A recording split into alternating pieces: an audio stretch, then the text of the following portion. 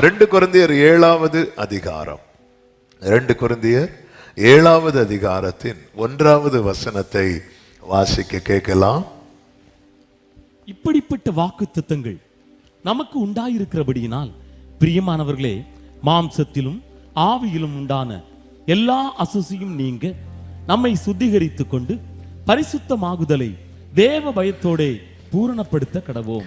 வாக்குத்தத்தங்கள் நமக்கு உண்டாயிருக்கிறது.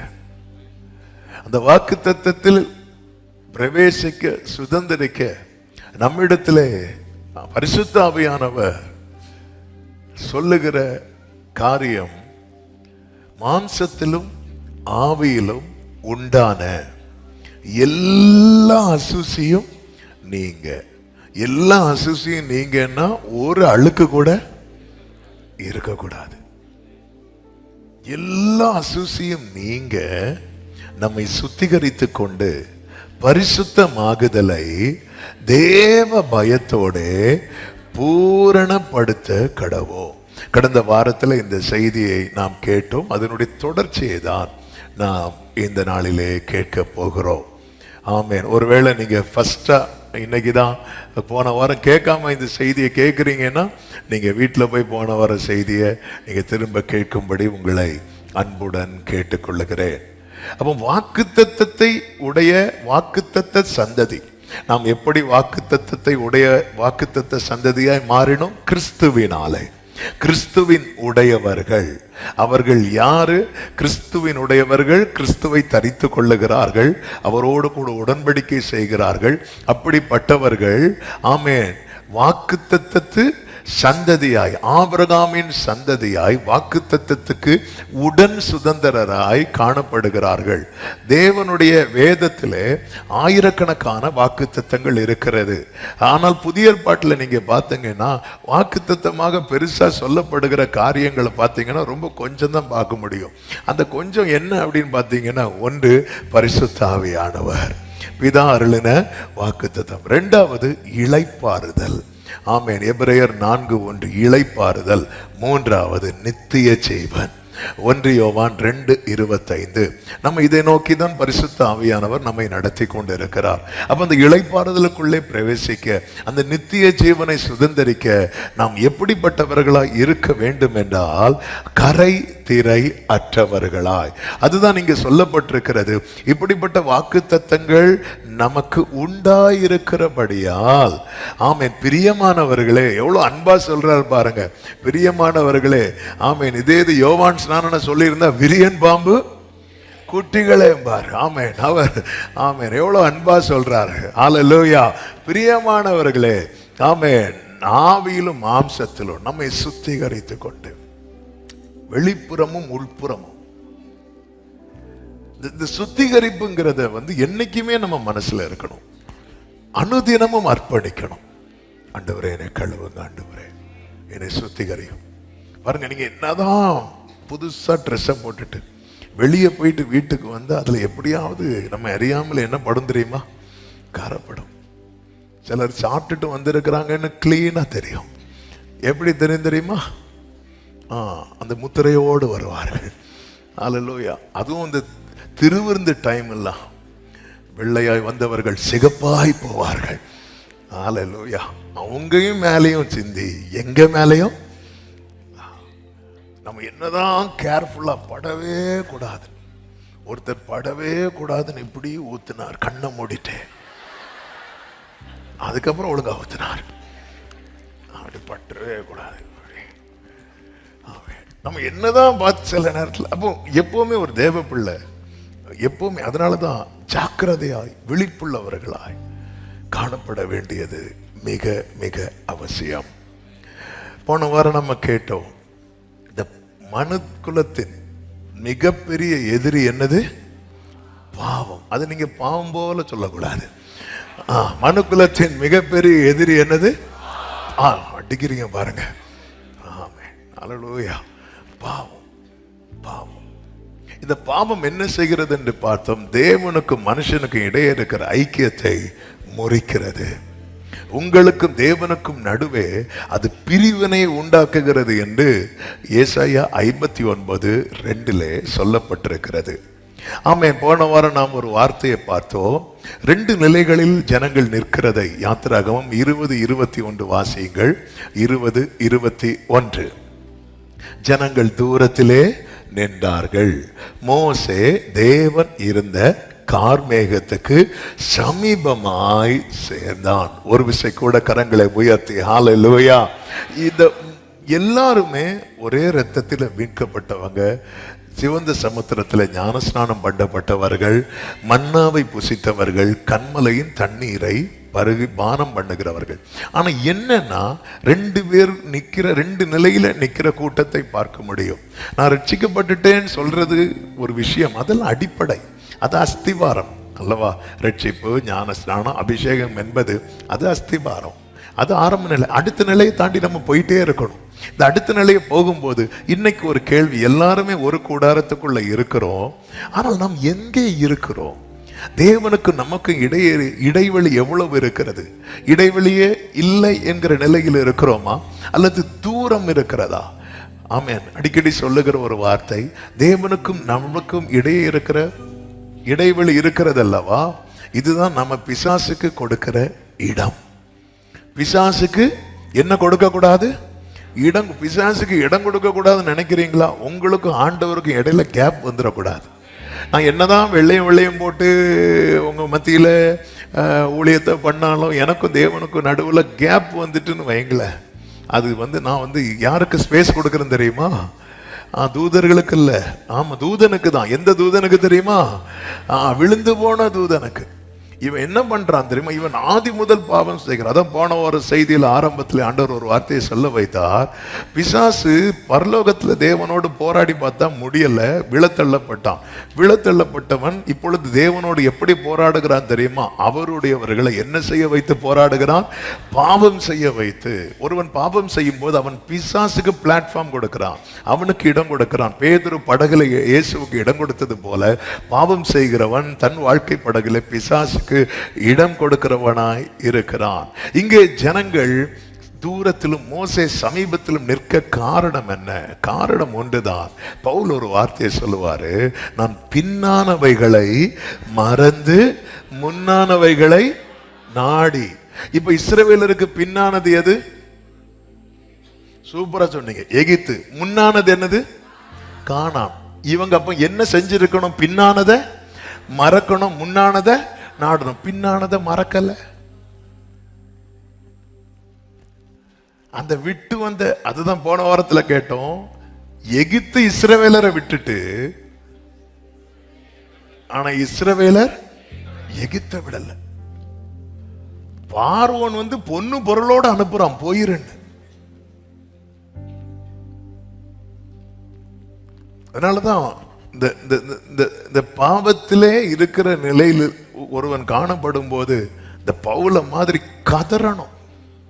நிர்பந்தமான மனுஷனார், நிர்பந்தமான மனிதனின் மேல் நிச்சயமானவும் கிருபை. இயேசு இந்த பூமியில வந்தது பிசாசின் கிரியைகளை அழிப்பதற்காக. அப்ப என்னில் இயேசு வளரும் போது என்கிட்ட எது அழிக்கப்படும் தெரியுமா? பிசாசின் கிரியைகள் அழிக்கப்படும். சத்தம் ஆமென் சொல்லுங்க பார்க்கலாம். இந்த ஜனங்கள் என்ன செய்கிறார்கள் என்று வேதம் அழகாய் சொல்லுகிறது. யாத்திராகமம் 32வது அதிகாரத்துல ஆமென், அதனுடைய அங்கே பார்த்தால் ஒரு பொற்கன்றுக்குட்டி செய்யப்படுகிறது. ஜனங்கள் என்ன செய்தார்கள்? 6வது வசனத்திலே சொல்லப்பட்டிருக்கிறது, வாசியுங்கள். மறுநாள் அவர்கள் அதிகாலையில் எழுந்து சர்வாங்க தகன பலிகளை இட்டு சமாதான பலிகளை செலுத்தினார்கள். பின்பு ஜனங்கள் புசிக்கவும் குடிக்கவும் உட்கார்ந்து விளையாட எழுந்தார்கள். நன்றாய் புரிந்து கொள்ளுங்கள். இந்த பாவத்தில் இருக்கிறவன் இருதயத்திலே எகிப்தை வைத்திருக்கிறவனுக்கு எதிலே கழிகூற முடியாது என்றால் அந்த ரட்சிப்பில் அவனுக்கு என்ன செய்ய முடியாது? கழிகூற முடியாது. நல்ல கவனமா கேளுங்க. ஒரு பெரிய செய்தி எவ்வளவு சுருக்க முடியுமோ சுருக்கி சொல்லி நம்ம ஜெபம் பண்ண போகிறோம். ஆமென். என் இருதயம் எந்த சந்தோஷத்தை நாடுகிறது? இவங்க என்ன சொல்றாங்க? மோசைக்கு என்ன ஆச்சுன்னு தெரியல, எங்களுக்கு முன் செல்லும்படி தெய்வங்களை உண்டு பண்ணும் என்று சொல்லுகிறார்கள். அப்பொழுது ஒரு கன்றுக்குட்டி அங்கே செய்யப்படுகிறது. இவங்க என்ன கேட்கிறாங்க தெரியுமா? எங்களுக்கு முன் செல்லும்படி. அப்போ இவங்க லைனுக்கே வருவோம். இவங்க சொன்னது போல கன்றுக்குட்டியை உண்டாக்கியாச்சு. அப்ப உண்டாக்கியாச்சுன்னு அடுத்து இவங்க என்ன செஞ்சிருக்கணும்? கிளம்பி இருக்கணும். ஆனா இவங்க என்ன பண்றாங்க? புசிக்கவும் குடிக்கவும் உட்கார்ந்து புறப்பட எழும்புனாங்களா? இல்ல, விளையாட எழும்புனாங்க. இன்னைக்கு அநேக காரியத்தை, நல்ல காரியத்தை சொல்லிட்டு தான் கேட்போம், ஆண்டவரே நீங்க மட்டும் எனக்கு இந்த இடத்துல ஒரு வேலை தந்தீங்கன்னா அங்க நான் உம்முடைய நாமத்தை உயர்த்துவேன் ஆண்டவரே. ஆண்டவர் வேலை கொடுப்பாரு, நாம் உயர்த்தப்படாது. நோக்கம் வேற. இருதயம் எப்படி இருப்பட்டதா இருக்கு தெரியுமா? திருக்குள்ளதும்.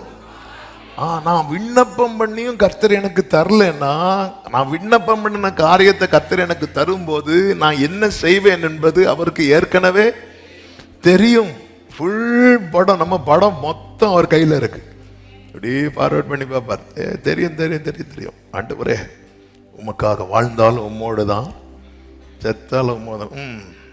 கரெக்ட் தான், நீ இருப்ப. ஒரு கொசு கடிச்சு அதில் கொஞ்சம் வீங்கினாலே நீ 2 நாள் ஜெபம் பண்ண மாட்ட. உன்னை பத்தி எனக்கு எல்லாமே அவருக்கு தெரியும். ஆமென், ஹல்லேலூயா. நம்முடைய காலம் எல்லாமே மொத்தமா தெரியும். ஆண்டவரே, ஆமென். 7 மடங்கு அக்கினி ஆனாலும் நிற்பேன். ஏசிலே தூங்குற நீ 7 மடங்கு அக்கினிலையா? ஆமென். நம்ம A to Z எல்லாமே அவருக்கு தெரியும். நான் ஒண்ணு கேட்டு அவர் தரலன்னா, அவர் தராதது எனக்கு நன்மை அப்படி ஒரு மனநிலைமை எனக்கு தாங்கன்னு அடிக்கடி கேட்கறது உண்டு. அப்படி கேட்கணும். ஆண்டவர் இது நான் கேட்டேன் தரல, ஆனாலும் தரல, நீங்க ஓகே ஆண்டவர் நீங்க தரல, அதனால நான் நல்லா இருக்கிறேன்னு என்ன அக்செப்ட் பண்ண வைங்கப்பா. ஆமென், ஹல்லேலூயா. சிலதை நான் கேட்டுக்கொண்டே இருக்கிறேன் ஆண்டவரே, ஆனா அது வந்தா நான் மாறுவேன், அது எனக்கு வேண்டாம் ஆண்டவரே. இப்போ ஆண்டவரே இவர் பார்க்கிறார், அதனால ஆமேன் சொல்றேன். ஆமேன் சொல்றத வச்சு நீங்க ஒரு முடிவுக்கு வந்துடாதீங்க. நான் எவ்வளவுக்கு ஆண்டவரை நம்புறேங்கிறது தான் இருக்கு. ஆனா இங்கே ஜனங்கள் வேற சந்தோஷத்தை தேட ஆரம்பிக்கிறார்கள். பிரசங்கி 2வது அதிகாரத்துல 10-11 வசனங்களிலே சாலமோன் இப்படி சொல்லுகிறார், என் கண்கள் நானே வாசிக்கிறேன், இச்சித்தவைகளில் ஒன்றையும் நான் அவைகளுக்கு தடை பண்ணல. ஆமென். ஏன் தெரியுமா தடை பண்ணல? அந்த ரியல் ஜாயை நான் மிஸ் பண்ணிட்டேன். என் கண்கள் இச்சித்தவைகளில் ஒன்றையும் நான் அவைகளுக்கு தடை. இதை பார்க்கணும்னு தோணுது பார்க்கிறேன், இதை பார்க்கணும்னு தோணுது பார்க்கிறேன். என் கண்கள் இச்சித்தவைகளில். ஏன் அப்படின்னா எனக்கு ஏதோ அந்த ரியல் ஜாய் என்னை விட்டு போயிட்டு. Where there is holiness, there is real joy.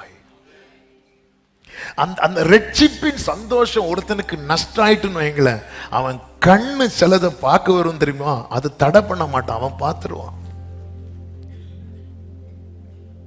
இன்னைக்கு எல்லாமே நம்ம மொபைல்ல இருக்குது, எல்லாமே நம்ம கைக்குள்ள இருக்கு, எல்லாமே கைக்குள்ள இருக்கு.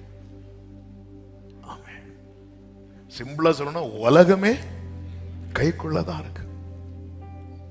நம்ம அப்படி நினைச்சிட்டு இருக்கிறோம், இல்ல, உலகத்தின் கைக்குள்ள நம்ம இருக்கிறோம். எப்பவுமே நம்ம போனை கண்ட்ரோல் பண்றது வரைக்கும் நம்ம சேஃபா இருப்போம். இந்த போன் நம்மளை கண்ட்ரோல் பண்ணிட்டுன்னு வைங்களேன், ஹல்லேலூயா. ஆமென்.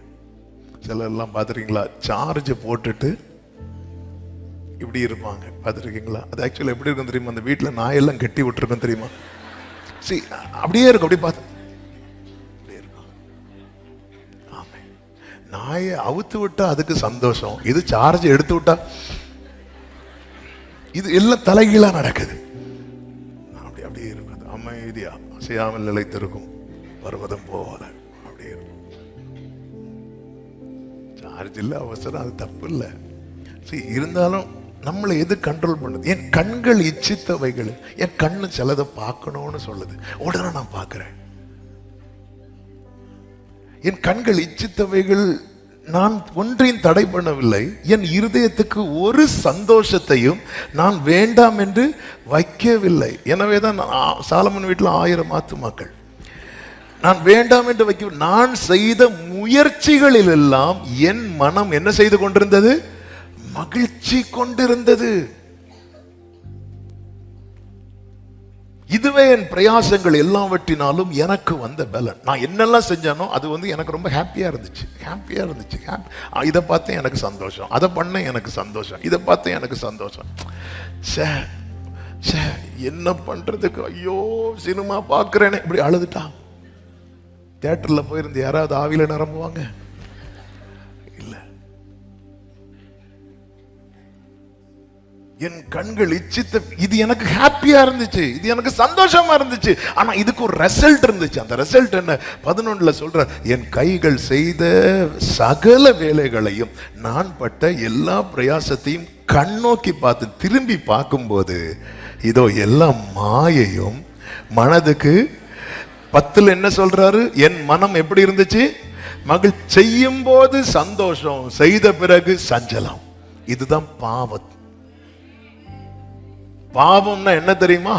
செய்யும் போது சந்தோஷம், செய்த பிறகு சஞ்சலம்.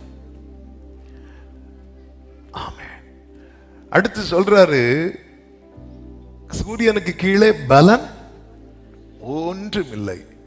18வது வசனத்துல சொல்றாரு, சூரியனுக்கு கீழே நான் பட்ட பிரயாசத்தை எல்லாம் வெறுத்தேன். அடுத்து சொல்றாரு, எனக்கு பின் வர போகிறவனுக்கு அதை நான் வைத்து போக வேண்டியதாகுமே. பின் வர போறது யாரு? சந்ததி. இது கொஞ்சம் படி பார்த்துட்டே இருக்கும்போது ஆண்டவர் ஒரு வார்த்தையை, அதாவது நினைவில் ஒரு சிந்தையை கொண்டு வந்தார். அதைப்படி எழுதி வைத்தேன். நல்ல கவனமாக கேளுங்க. நம்முடைய மகிழ்ச்சி மனவேதனை ஆனால் நம் பிரயாசத்தின் பலனை நம் தலைமுறை அனுபவிப்பதை கூட நம் உள்ளம் விரும்பாது. நான் இந்த வேர்டை ரிப்பீட் பண்றேன். நம்முடைய மகிழ்ச்சி மனவேதனையானால் நம்ம சம்பாதித்து வைத்த சம்பாத்தியத்தை நம்முடைய தலைமுறை அனுபவிப்பதை கூட நம்முடைய உள்ளம் என்ன செய்யாது தெரியுமா? விரும்பாது. இந்த சாலமோனுக்கு அந்த நித்திய சந்தோஷம் இல்லை. தாவீதுக்கு நித்திய சந்தோஷம் இருந்தது. ஏன்னா தாவீது எங்க சந்தோஷத்தை தேடினான் தெரியுமா?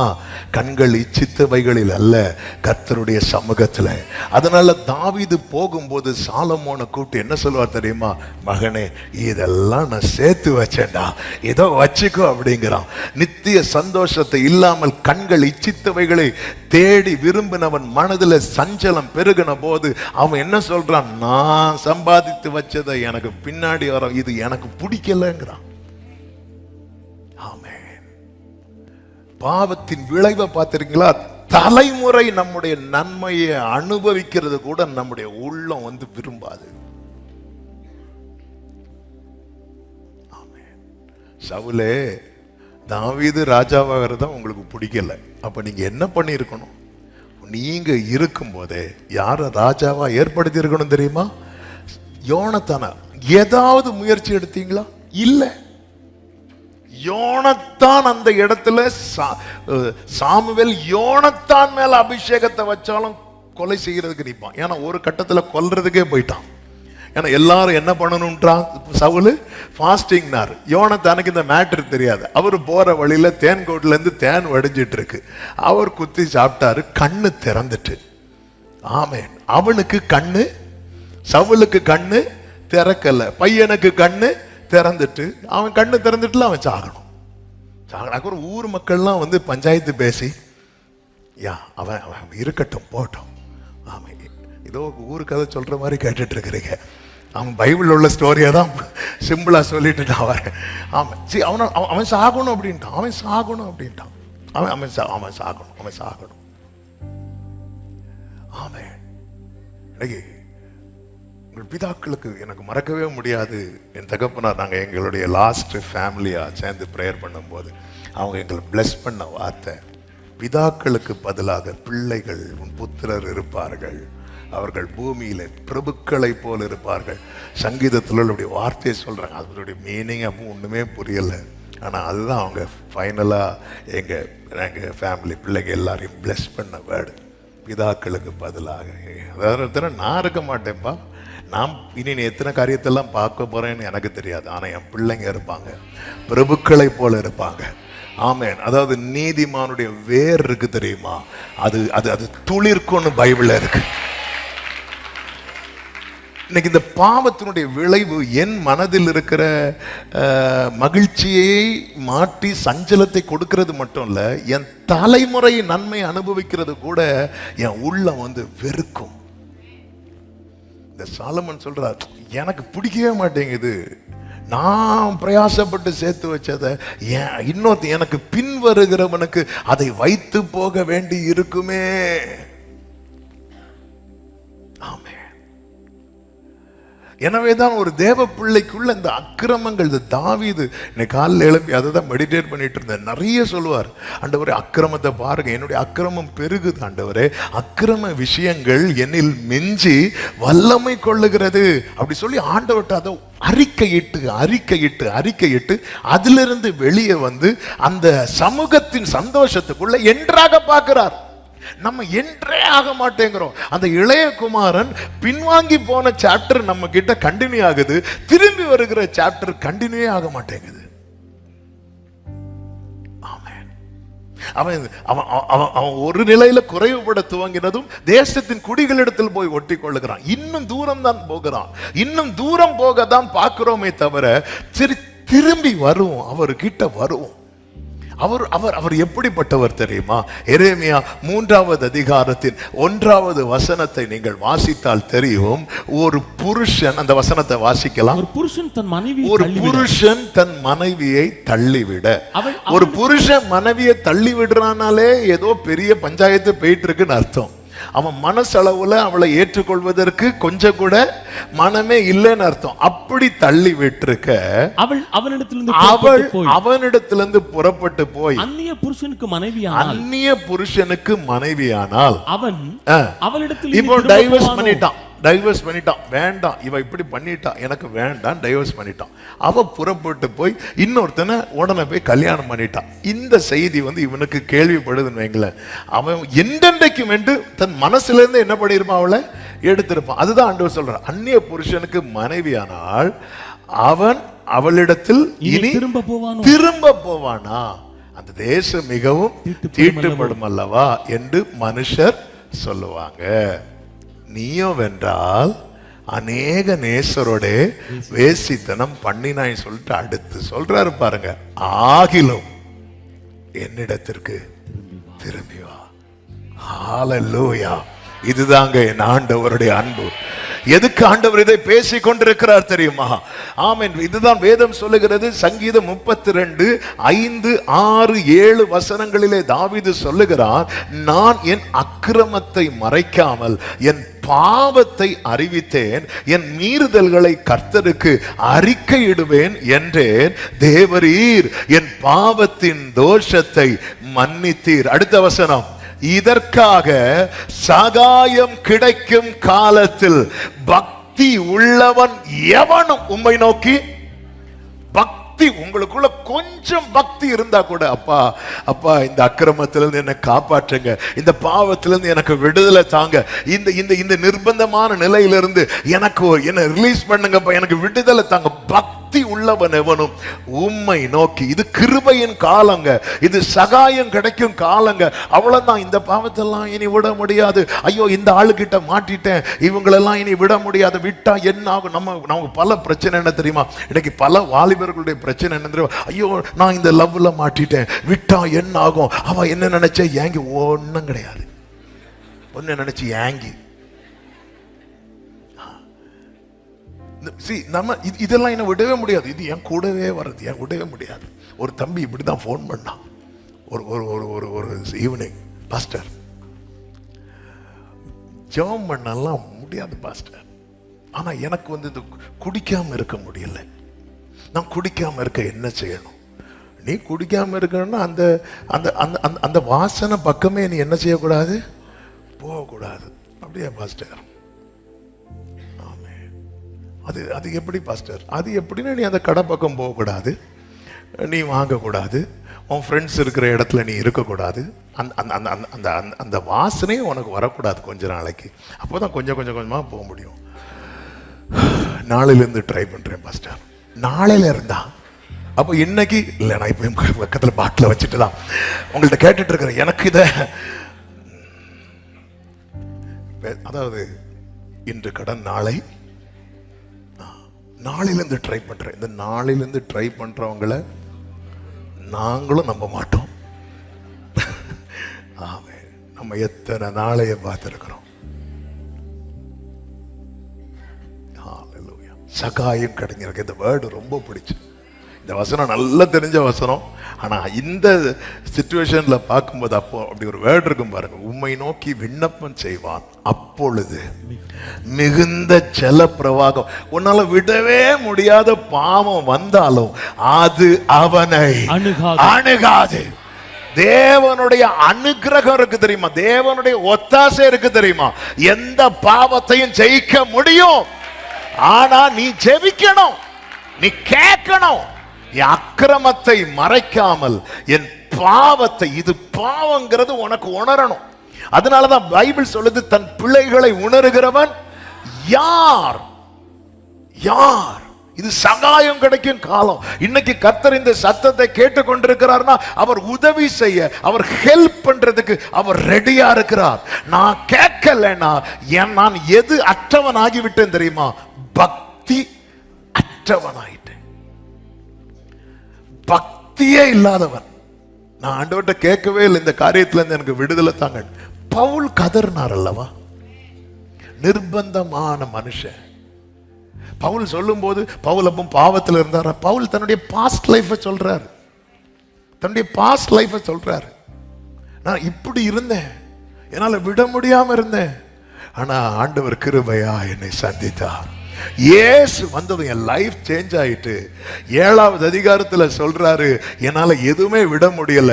8வது அதிகாரத்துல சொல்றாரு, கிறிஸ்துவின் அன்பை விட்டு என்னை பிரிப்பவன் யார்? 7வது அதிகாரத்துல பாவ பிடியில இருந்தவனை கிறிஸ்து பிரிச்சுட்டாரு. 8வது அதிகாரத்துல சொல்றாரு, அவன் இப்ப நான் கிறிஸ்துவின் பிடியில இருக்கிறேன், முடிஞ்சா என்ன பிரிச்சு பாரு.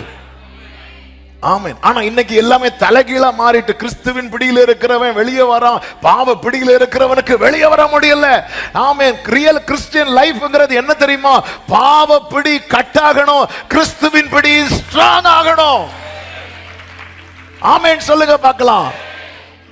ரோமர் 7வது அதிகாரம் நம்முடைய பாஸ்டா இருக்கணும். ரோமர் 8வது அதிகாரம் நம்முடைய பிரசண்டா இருக்கணும். ஆமென் சொல்லுங்க பார்க்கலாம். ஹalleluya. என் பாஸ்ட் என்ன? நான் நிர்பந்தமான மனுஷனா இருந்தேன். யார் இந்த பாவத்தை விட முடியாம இருந்தேன், இந்த பாவத்தை விட முடியாம இருந்தேன், இந்த காரியத்தை விட முடியாம இருந்தேன், இந்த நபரை மன்னிக்க முடியாம இருந்தேன். ஆமா இப்படி இருந்தேன். ஆனா சகாயம் கிடைக்கும் காலத்துல நான் கர்த்தரை நோக்கி விண்ணப்பம் பண்ணினேன். கர்த்தர் எனக்கு ஒரு விடுதலை தந்தது மட்டுமல்லாமல் அதன் பிறகு அந்த காரியம் திரும்ப வந்தது.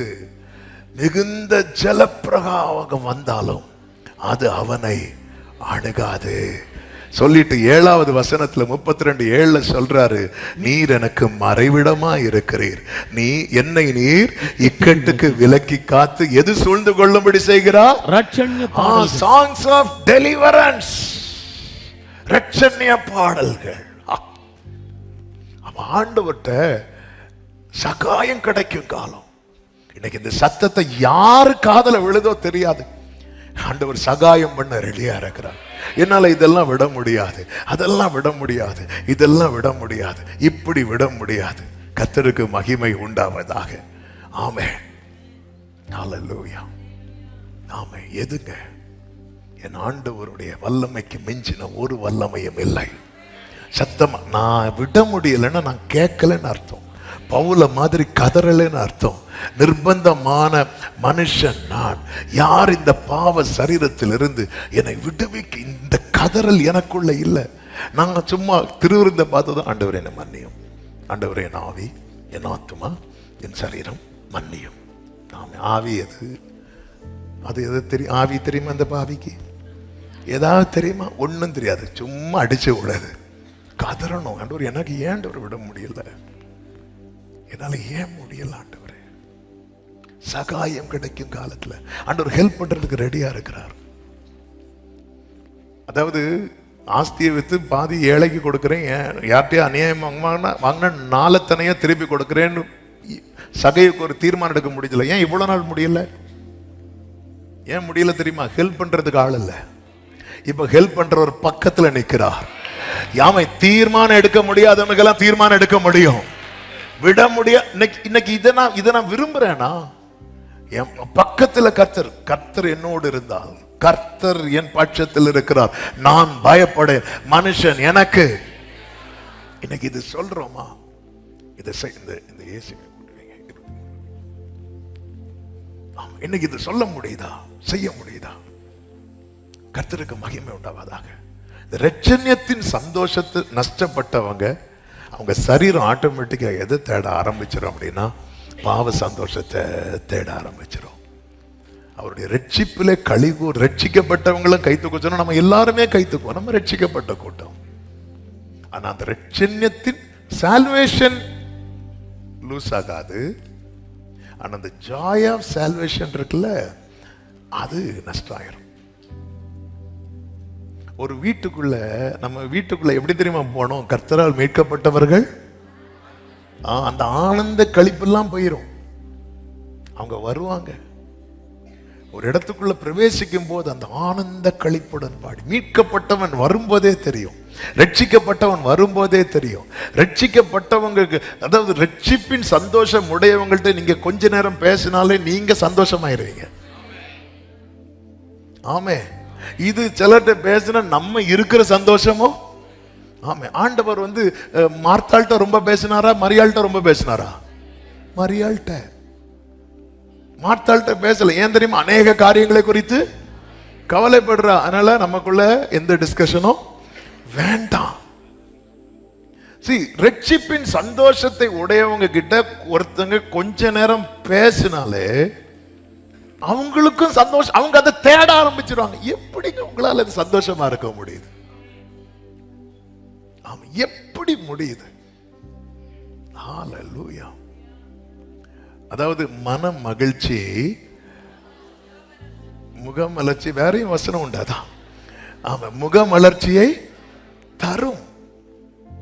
ஹல்லேலூயா. இப்படி சொல்லும் போது ஆர்டிபிஷியலா சிரிக்கிறோம் பாத்தீங்களா? நாங்க எப்படி இருக்கிறோம்? இன்னைக்கு நம்ம நமக்குள்ள இந்த தேடல் இருக்கணும். அதான் தாவீது ஓப்பனா சொல்றாரு. அவர் சொல்றது மட்டும் இல்ல, எனக்கு அது புரியவே மாட்டேங்குது, அவர் எழுதியே வச்சுட்டாரு. பாருங்க, இதாங்க என் லைஃப் அப்படின்னு எழுதி வைக்கிறார். நம்ம எழுதுனதெல்லாம் யாராவது பார்க்க வராங்கன்னா, ஆமே, பைபிள் ரெஃபரன்ஸ் கூட காட்டாம தான் எழுதுவோம், பார்த்துடக்கூடாது. ஆமே. இங்க இஸ்ரவேல் ஜனங்கள், நீங்க இதே யாத்திராகமம் 32வது அதிகாரத்தில் 2 அழைக்கப்பட்டவர்களை பார்க்க முடியும். ஒருவன் ஆரோன், இன்னொருவன் மோசே. இந்த ஆரோனை நீங்க பார்த்தீங்கன்னா, ஆரோன் சாதாரணமானவன் கிடையாது. ஆரோனை போல அழைக்கப்பட்ட, அழைப்புங்கிறது சரியான அழைப்பு. இன்னும் சொல்ல வேண்டுமானால், ஆசரிப்பு கூடாரத்தின் அந்த மகா பரிசுத்த ஸ்தலத்துக்குள்ள மோசே கூட போக முடியாது. யார் தான் உள்ள போவா தெரியுமா? ஆரோன் தான் போவார். அழைக்கப்பட்டவன் மட்டுமல்ல, அனுசரிக்கிறவன். அதாவது மோசே சொல்றத, அதாவது ஆண்டவர் யார்கிட்ட பேசுவாரு? மோசே கிட்ட பேசுவார். மோசே யார்கிட்ட சொல்லுவாரு? ஆரோன்ட்ட சொல்லுவாரு. என்ன பார்த்தாலும் வயசுபடி பார்த்தா யாரு தான் பெரியவர்? ஆரோன் தான் பெரியவர். ஆனா இந்த ஆரோன் அதெல்லாம் அனுசரிக்கிறான். 40 வருஷம் எகிப்துல பார்வோன் வீட்டுல வளர்ந்தது யாரு? மோசே. கஷ்டம் இல்லாம வளர்ந்தது யாரு? மோசே. கஷ்டத்தோட வளர்ந்தது யாரு? ஆரோன். ஆமே. ஒரு சின்ன பிரச்சனை தான் மோசே ஊரை விட்டே ஓடிட்டாரு. அங்க குடும்பம், பிள்ளைங்க செட்டில் ஆயிட்டாரு. 80 வருஷத்துக்கு மேல ஒரு ஆள் கஷ்டப்பட்டுட்டே இருக்கிற, யார் தெரியுமா? அவர். ஆண்டு சொல்ல, நீ போய் அவன் கூட சேர்ந்துக்கும், அவன் உனக்கு ஆண்டவனா இருப்பான், அவன் சொல்றதெல்லாம் நீ சொல்லு. ஓகே. இப்படி அனுசரிக்கிறவன். ஆரோனுடைய நல்ல குணங்கள்லாம் பார்த்தா சொல்லிட்டே போகலாம். ஆனா இந்த இடத்துல ஆரோன் எப்படிப்பட்டவனாய் நிற்கிறான் என்றால், ஆரோனுக்கும் மோசேக்கும் என்ன வித்தியாசம் தெரியுமா? மோசே தேவனோடு நெருங்கி தேவ சமூகத்தில் தரிக்கிறவன். இந்த காரியம் ஆரோனுக்கு மிஸ் ஆகும்.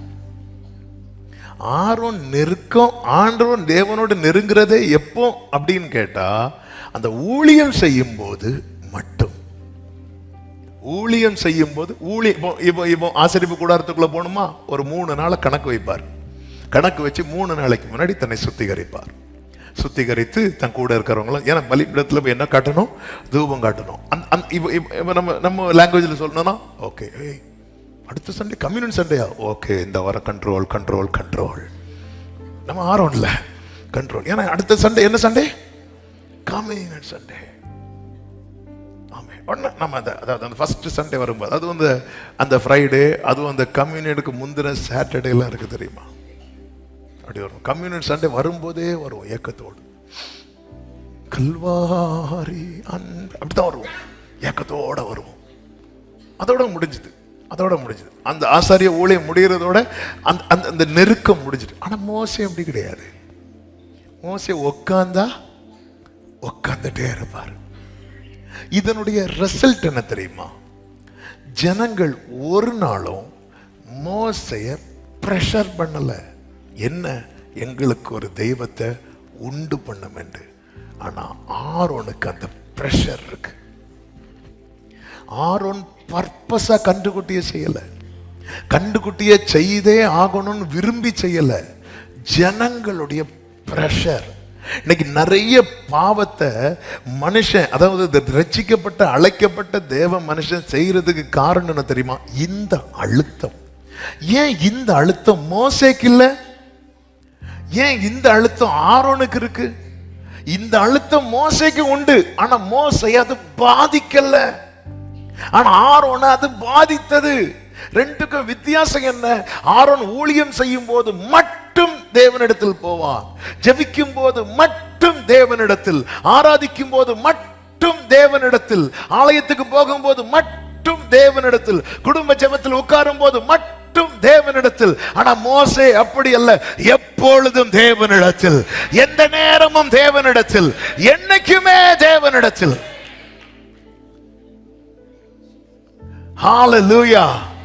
அதாவது வாரத்துக்கு ஒரு நாள் மட்டும் தேவனிடத்தில், வாரத்துக்கு 2 நாள் மட்டும் தேவனிடத்தில் வர்றவங்க நல்லா இருப்பாங்க.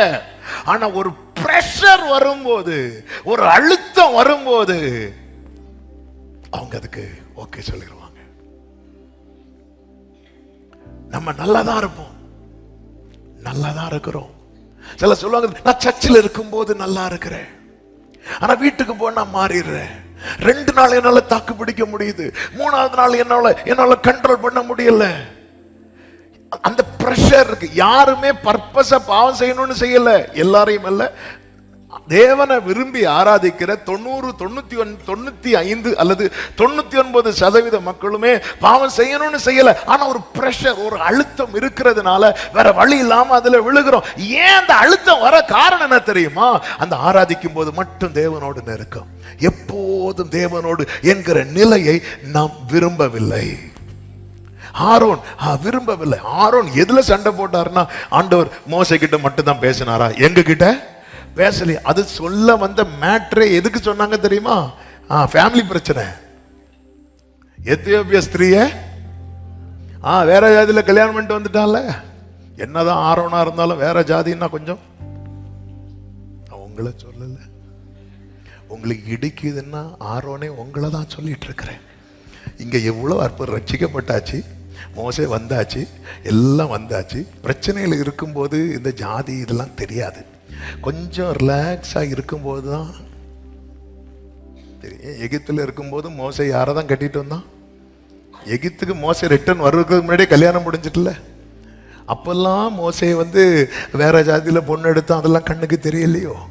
சிவந்த சமுத்திரத்தெல்லாம் தாண்டி வந்தாச்சே. அதுக்கப்புறம் அதுவும் யார் 2 சேர்ந்துட்டாங்க தெரியுமா? மிரியாமும் ஆரோனும் சேர்ந்துட்டாங்க.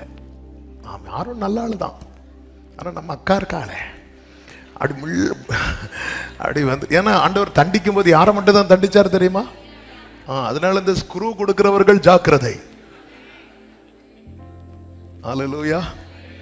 ஆரோனுக்கெல்லாம் அடி விழல. ஆரோன் வந்து மோசே கிட்ட ப்ளீஸ் ப்ளீஸ், இது ரியல் ஆரோனே தான், தாழ்ந்து போகக்கூடியவன். ஆனா தாழ்ந்து போறவனையும் சிலர் வந்து சில கிருபை விட்டவங்க வருவாங்க. Praise the Lord. அண்ணே ஆரோன் இங்க வாங்க, எப்படி இருக்கீங்க? மோசஸ் மோசே இதை செய்ய சொன்னார். மோசையா? நம்ம எல்லாம் பாருங்க ஒரே ஜாதியில கட்டிட்டு இருக்கிறோம். அந்த பையன் இருக்கிறானே, போனா சும்மா வர வேண்டியதானே. இப்போ இந்த மேட்டரை வெளியெடுத்து அவங்களுக்கு பிரஸ்டீஜ் ப்ராப்ளம். அதனால எந்த மேட்டரை கொண்டு வராங்க தெரியுமா? கர்த்தர் மோசையோடு மட்டும்தான் பேசுவாரோ, எங்க கூட? ஆண்டவர் இங்க வா, இங்க நில்லு. ஆமே, நீ என்ன மேட்டர் பேசிட்டு இருக்கிற? அதாவது என்ன அர்த்தம்?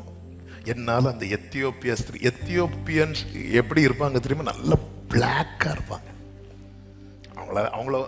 ஆனா இஸ்ரவேலர்கள் எப்படி இருப்பாங்க தெரியுமா? அப்படி செவச்சவேன்னு இருப்பாங்க, அழகா இருப்பாங்க. உனக்கு எத்தியோப்பியனை பார்க்க முடியல, கண்ணு ஒருமையா இருக்குல்ல. என் குடும்பத்துல நம்ம எல்லாரும் வெள்ளை, இந்த ஆளு மட்டும்தான் கருப்பு. அவன் பார்க்க முடியல. உன்னை யாருமே பார்க்காம ஆக்குறேன் பாரு. ஆமென். அம்மாக்கு என்ன வந்துச்சு தெரியுமா? சாதாரண குஷ்டம் இல்ல, வெண்மையான குஷ்டம், வெண்குஷ்டம் வந்துச்சு. இப்ப காட்டுவோம் ஜாதிய. ப்ளீஸ் ஆண்டவரே, எனக்கு இரக்கம் செய்வீராக. ஆமென், ஆமென். யாரையும் பார்க்க விடாம ஆக்கிட்டாரு பாத்தீங்களா? இடிக்குதா?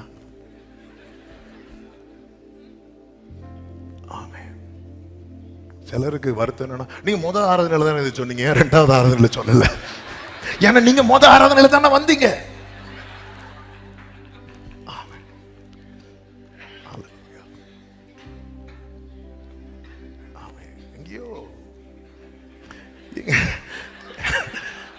எங்கேயோ லைட்ட ஊரல்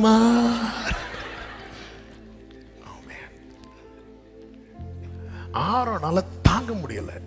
பாருங்க, மக்களுடைய பிரஷரும் தாங்க முடியாம விழுந்துட்டாரு. இங்க மிரியாமுடைய பிரஷரும் தாங்க முடியாம பேசிட்டார். ஹல்லேலூயா. நம்ம எந்த அழுத்தத்துக்குள்ள இருக்கிறோம்? நம்மளை அழுத்துறது யாரு? தாவீது சொல்றாரு, முற்புறத்திலும் பிற்புறத்திலும் நீர் என்னை நெருக்கி. இந்த அழுத்தத்தில் இருக்கிறவர்கள் பாக்கியவான்கள். அந்த அழுத்தத்துல இருக்கிறவன் தான் சொல்றான், உம்மை பகைக்கிறவர்களை நான் பகையாமலும் உமக்கு விரோதமாய் எழும்புகிறவர்களை அருவருக்காமலும் இருப்பேனோ. முழு பகையாய், பாவத்தை முழு பகையாய் பகைக்கணும்னா நம்ம பரலோக அழுத்தத்துக்குள்ள இருக்கணும். ஆமே, நான் எந்த அழுத்தத்தில் இருக்கிறேன்?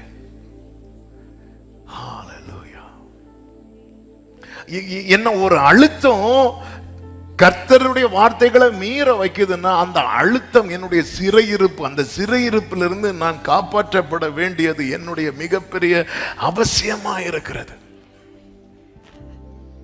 அழுத்தம் இருக்கும். ஆமே, போர்த்திபாரின் மனைவி யோசேப்புக்கு அழுத்தத்தை கொடுத்துட்டு இருக்கிறான். அழுத்தத்தை கொடுக்கும் போது அவ சொல்றா, யாருமே இந்த வீட்டுல இல்ல, நீயும் நானும் மட்டும்தான் இருக்கிறோம் சொல்லும் போது யோசேப்பு சொல்றான், நம்ம 2 பேரும் மட்டும் இல்ல, இங்க 3வது ஒருத்தர் இருக்கிறார். நான் அவர் அழுத்தத்தில் இருக்கிறவன். ஆமே, யாருமே இல்ல. முற்புறத்திலும் பிற்புறத்திலும் நீரனை நெருக்கி உமது கரத்தை. இந்த அழுத்தம் பவுலுக்கு எந்த அழுத்தம் இருந்துச்சு தெரியுமா? பவுல் சொல்றார், கிறிஸ்துவின் அன்பு எங்களை நெருக்கியது. அவருடைய கரத்தை வைக்கிறார்னா கிருபை. அப்ப தாவீதுக்கு கிருபையின் அழுத்தம் இருக்கிறது, பவுலுக்கு அன்பின் அழுத்தம் இருக்கிறது. தாவீது சங்கீதம் பாடுகிறான், பவுல் நிருபங்களை எழுதுகிறான். ஆமே, பழைய ஏற்பாடும் புதிய ஏற்பாடும் சேருது, பரலோகம் களி கூறுகிறது. இந்த அழுத்தம் மாறும்போது வேற அழுத்தம். ஆரோன் இப்படி செய்கிறவனா இல்ல. ஆரோனுடைய கோல், மோசைக்கு கோலுக்கு என்ன பவரோ அதே பவர் எந்த கோலுக்கு கொடுக்கிறார் தெரியுமா? ஆரோனுடைய கோலுக்கு கொடுக்கிறார். என்ன பவருங்க! ஆமென். அப்படிப்பட்ட ஆரோன் இன்னைக்கு இப்படி ஒரு காரியத்தை செய்ய காரணம் என்ன? அழுத்தம். சாலமோனை குறித்து சொல்லப்பட்டிருக்கிறது நெகேமியா 13:26. தேவனை அறியாத ஸ்திரீகளிடத்திலே அவன் திருமணம் பண்ணினதுனால என்ன ஆனது தெரியுமா? வேதம் சொல்லுகிறது, இஸ்ரவேலின் ராஜாவாகிய சாலமோன் இதனாலே பாவம் செய்தான் அல்லவோ, அவனை போன்ற ராஜா அநேகம் ஜாதிகளுக்குள்ளே உண்டாயிருந்ததில்லை. அவன் தன் தேவனால் சிநேகிக்கப்பட்டவனாய் இருந்தான். தேவன் அவனை இஸ்ரவேல் அனைத்தின் மேலும் ராஜாவாக வைத்தார். அப்படிப்பட்டவனையும் மறுஜாதியான ஸ்திரீகள் என்ன செய்ய பண்ணினார்கள்? பாவம் செய்ய பண்ணினார்கள். அந்த அழுத்தம். சாலமோன் விக்கிரகத்தை எல்லாம் கொண்டு வந்து வைக்கிறதுக்கு ரீசன் சாலமோனுக்கு தெரியாத ஆண்டவர் யாருன்னு. இப்படி சின்ன வயசுலயே தாவீது கூட தரிசனத்தை பார்த்திருப்பாரான்னு தெரியல. ஆண்டவரை தாவீது தரிசனத்துல பார்த்ததாட்டெல்லாம் பைபிள்ல நம்ம பார்க்க முடியாது. ஆனா சாலமோன் சின்ன வயசுலயே பார்த்துட்டார். என்னடா வேணும் உனக்கு, கேளு. இப்படி ஆலயத்தை கட்டி மகிமை இறங்கினதை கண்ணால கண்டவன் சாலமோன். ஆனா இன்னைக்கு விக்கிரகத்தை கொண்டு வந்து வைக்க காரணம் என்ன? அழுத்தம். பல அழுத்தம். பிள்ளைகளுக்கு திருமணம் பார்க்கும்போது எல்லாம் நீங்க பாக்குறீங்க, எல்லாம் பாருங்க, தப்பு கிடையாது. ஆனா அதுக்கு மேல அந்த பிள்ளை ரட்சிக்கப்பட்டிருக்கான்னு கண்டிப்பா பாருங்க. ஆமே. அது வருவான்னு சொன்னான். எங்க வருவா? அது கல்யாணத்துக்கு அப்புறம் வருவா. எங்க வருவா? எப்போ வருவி? அவன் ஏங்கி அவன் பிள்ளை பிறந்து, அவன் பிள்ளைக்கு பிள்ளை பிறந்து இன்னும் வரல. இந்த அந்நியன். அதனால என்ன ஆகும் தெரியுமா? அவங்க தெய்வங்கள் உள்ள என்றாகும். சாலமோன் ஆனாலும் அழுத்தம் ஜாஸ்தியாச்சுன்னா உன் ஞானம் அங்க கை கொடுக்காது, உன் ஐஸ்வர்யம் அங்க கை கொடுக்காது. இதுதான் பிசாசுக்கு இடம் கொடுத்துட்டோன்னு வைங்களேன், வேற ஆப்ஷனே கிடையாது. போய் நின்னுதான் ஆக வேண்டும். எந்த அழுத்தம் ரொம்ப முக்கியம். இப்பொழுது மோசே மலையிலிருந்து இறங்கி வருகிறார். அவன் இறங்கி வரும்போது அவன் எங்கிருந்து வருகிறான் தெரியுமா? பிரசனத்திலிருந்து. அந்த பிரசனம் எப்படிப்பட்ட பிரசனம் தெரியுமா? அது அக்கினி. தேவ பிரசனத்தை குறித்து சொல்ல வேண்டுமானால் ஆமென், அது அவருடையவர்களுக்கு அது அன்பின் நதி. ஆனால் அவருடையவர்களுக்கு விரோதமான காரியங்கள் எழும்பும் போது அது அக்கினி நதி. தேவ பிரசனத்தை சுமந்து ஒருத்தன் போறானா, அவன் அக்கினியை சுமந்துட்டு போறான் அர்த்தம். அவன் என்ன செய்கிறான் தெரியுமா? 20வது வசனத்தை பாருங்கள். 32:20 வாசியுங்கள். அவர்கள் உண்டு பண்ணின கன்றுக்குட்டியை எடுத்து அக்கினியில் சுட்டெரித்து அதை பொடியாக அரைத்து, அக்கினியிலே சுட்டெரித்து அதை பொடியாக அரைத்து தண்ணீரின் மேல் தூவி அதை இஸ்ரவேல் புத்திரர் குடிக்கும்படி செய்தான். கைகளை உயர்த்தி ஒரு ஹalleluya சொல்லுங்க பார்க்கலாம். இப்ப எல்லாரும் கவனமா கேளுங்க. அந்த கன்றுக்குட்டி எதிலே செய்யப்பட்டது? பொண்ணு அக்கினியில போட்டா என்ன ஆகும்? அப்படிலாம் உருகாது. பொண்ணு அக்கினியில போட்டா அது என்ன ஆகாது தெரியுமா? அது இன்னும் உருவாக்கப்படுவதற்கு ஏதுவாய் தான் வளருமே தவிர அது பொடியாகாது. இவரு பொண்ண அக்கினியில போட்டு எதாக்குறார் தெரியுமா? பொடியாக்குறாரு. நல்ல புரிந்து கொள்ளுங்கள். சாதாரண அக்கினியில இது சாத்தியமே கிடையாது. ஆமே. அதாவது 1064 டிகிரி செல்சியஸுக்கு மேல, அதாவது நம்ம வீட்டுல வைக்கிறோம் தெரியுமா நெருப்பு, இந்த நெருப்பை விட பல மடங்கு அதிகமான மட்டும்தான் பொண்ணை என்னாக்க முடியும் தெரியுமா? அதை உருக்கி இல்லாமல் ஆக்க முடியும். ஆரோனும் அக்கினியில தான் போட்டான். வேதம் சொல்லுகிறது 32வது அதிகாரம் அதனுடைய 24வது வசனத்தை பாருங்கள். ஆரோன் சொல்லுகிறான், அப்பொழுது நான் பொன்னுடைமைகளை உடையவர்கள் எவர்களோ அவர்கள் அதை கழற்றி தர கடவர்கள் என்றேன். அவர்கள் அப்படியே செய்தார்கள். அடுத்த வார்த்தை கவனிங்க. அதை அக்கினியிலே போட்டே அதிலிருந்து இந்த கன்றுக்குட்டி வந்தது. ஒருவன் அக்கினியில போட்ட போது கண்டுகுட்டி வருது, இன்னொருத்தன் அக்கினியில போட்ட போது பொடியாகுது. அதன் அர்த்தம் என்ன? நீ கேரி பண்ற அக்கினி பத்தல்லன்னு அர்த்தம். நீ கேரி பண்ற அக்கினி ஆரோனா இருந்தாலும் அக்கினி அளவு பத்தலன்னு அர்த்தம். ஆமென். நீ சுமக்கிற அக்கினி கண்டுகுட்டி வைக்க கூடாது. நீ சுமக்கிற அக்கினி பத்தல்ல. அவன் நான் போட்டேங்கிறான். ஏன் நான் போட்டேன்? மோசே சொல்ல நான் போட்டேனே. என்ன நான் போட்டப்போ கண்டுகுட்டி வருது, கண்டுகுட்டி வருது.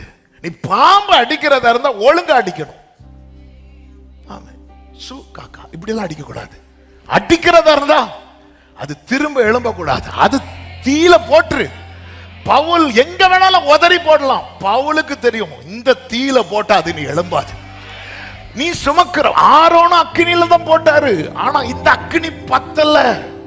தேவ சமூகத்தில் இருக்கிற இயேசுவின் நாமத்தை சொல்றேன்.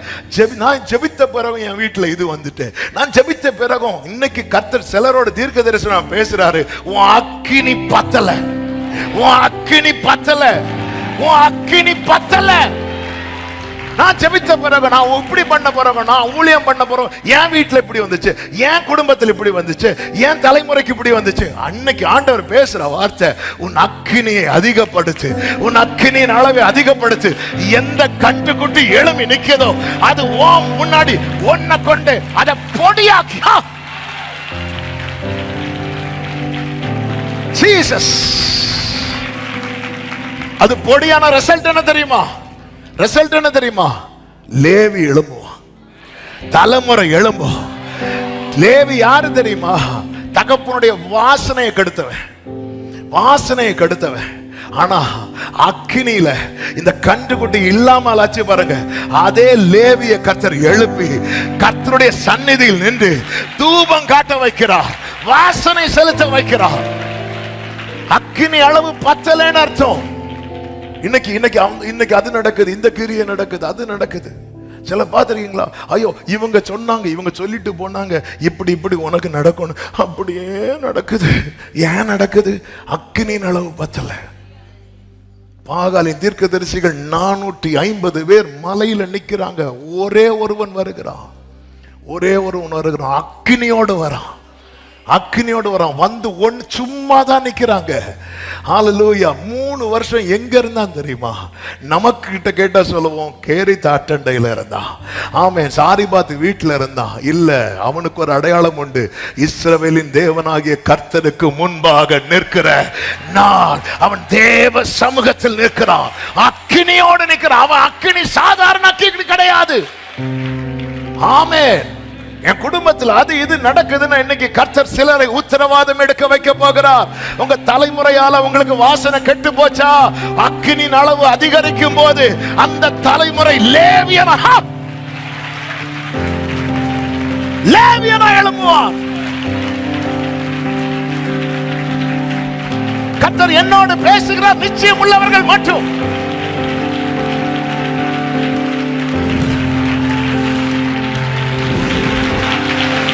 ஐயோ தலைமுறை தலைமுறை ஒரு சந்ததி அவரை சேவிக்கும். அது தலைமுறை தலைமுறையா ஆண்டவருடைய சந்ததி. ஆமென். ஒரு சந்ததி அவரை சேவிக்கும். தலைமுறை தலைமுறையா எங்கள் அடைக்கலம் முற்பினாக்கள் ஆராதித்த எங்கள் பரிசுத்த தெய்வம். தலைமுறை ஆமென். உடரபா கரபா சந்தர பலப ரபது உடரபலம். ஜீசஸ்.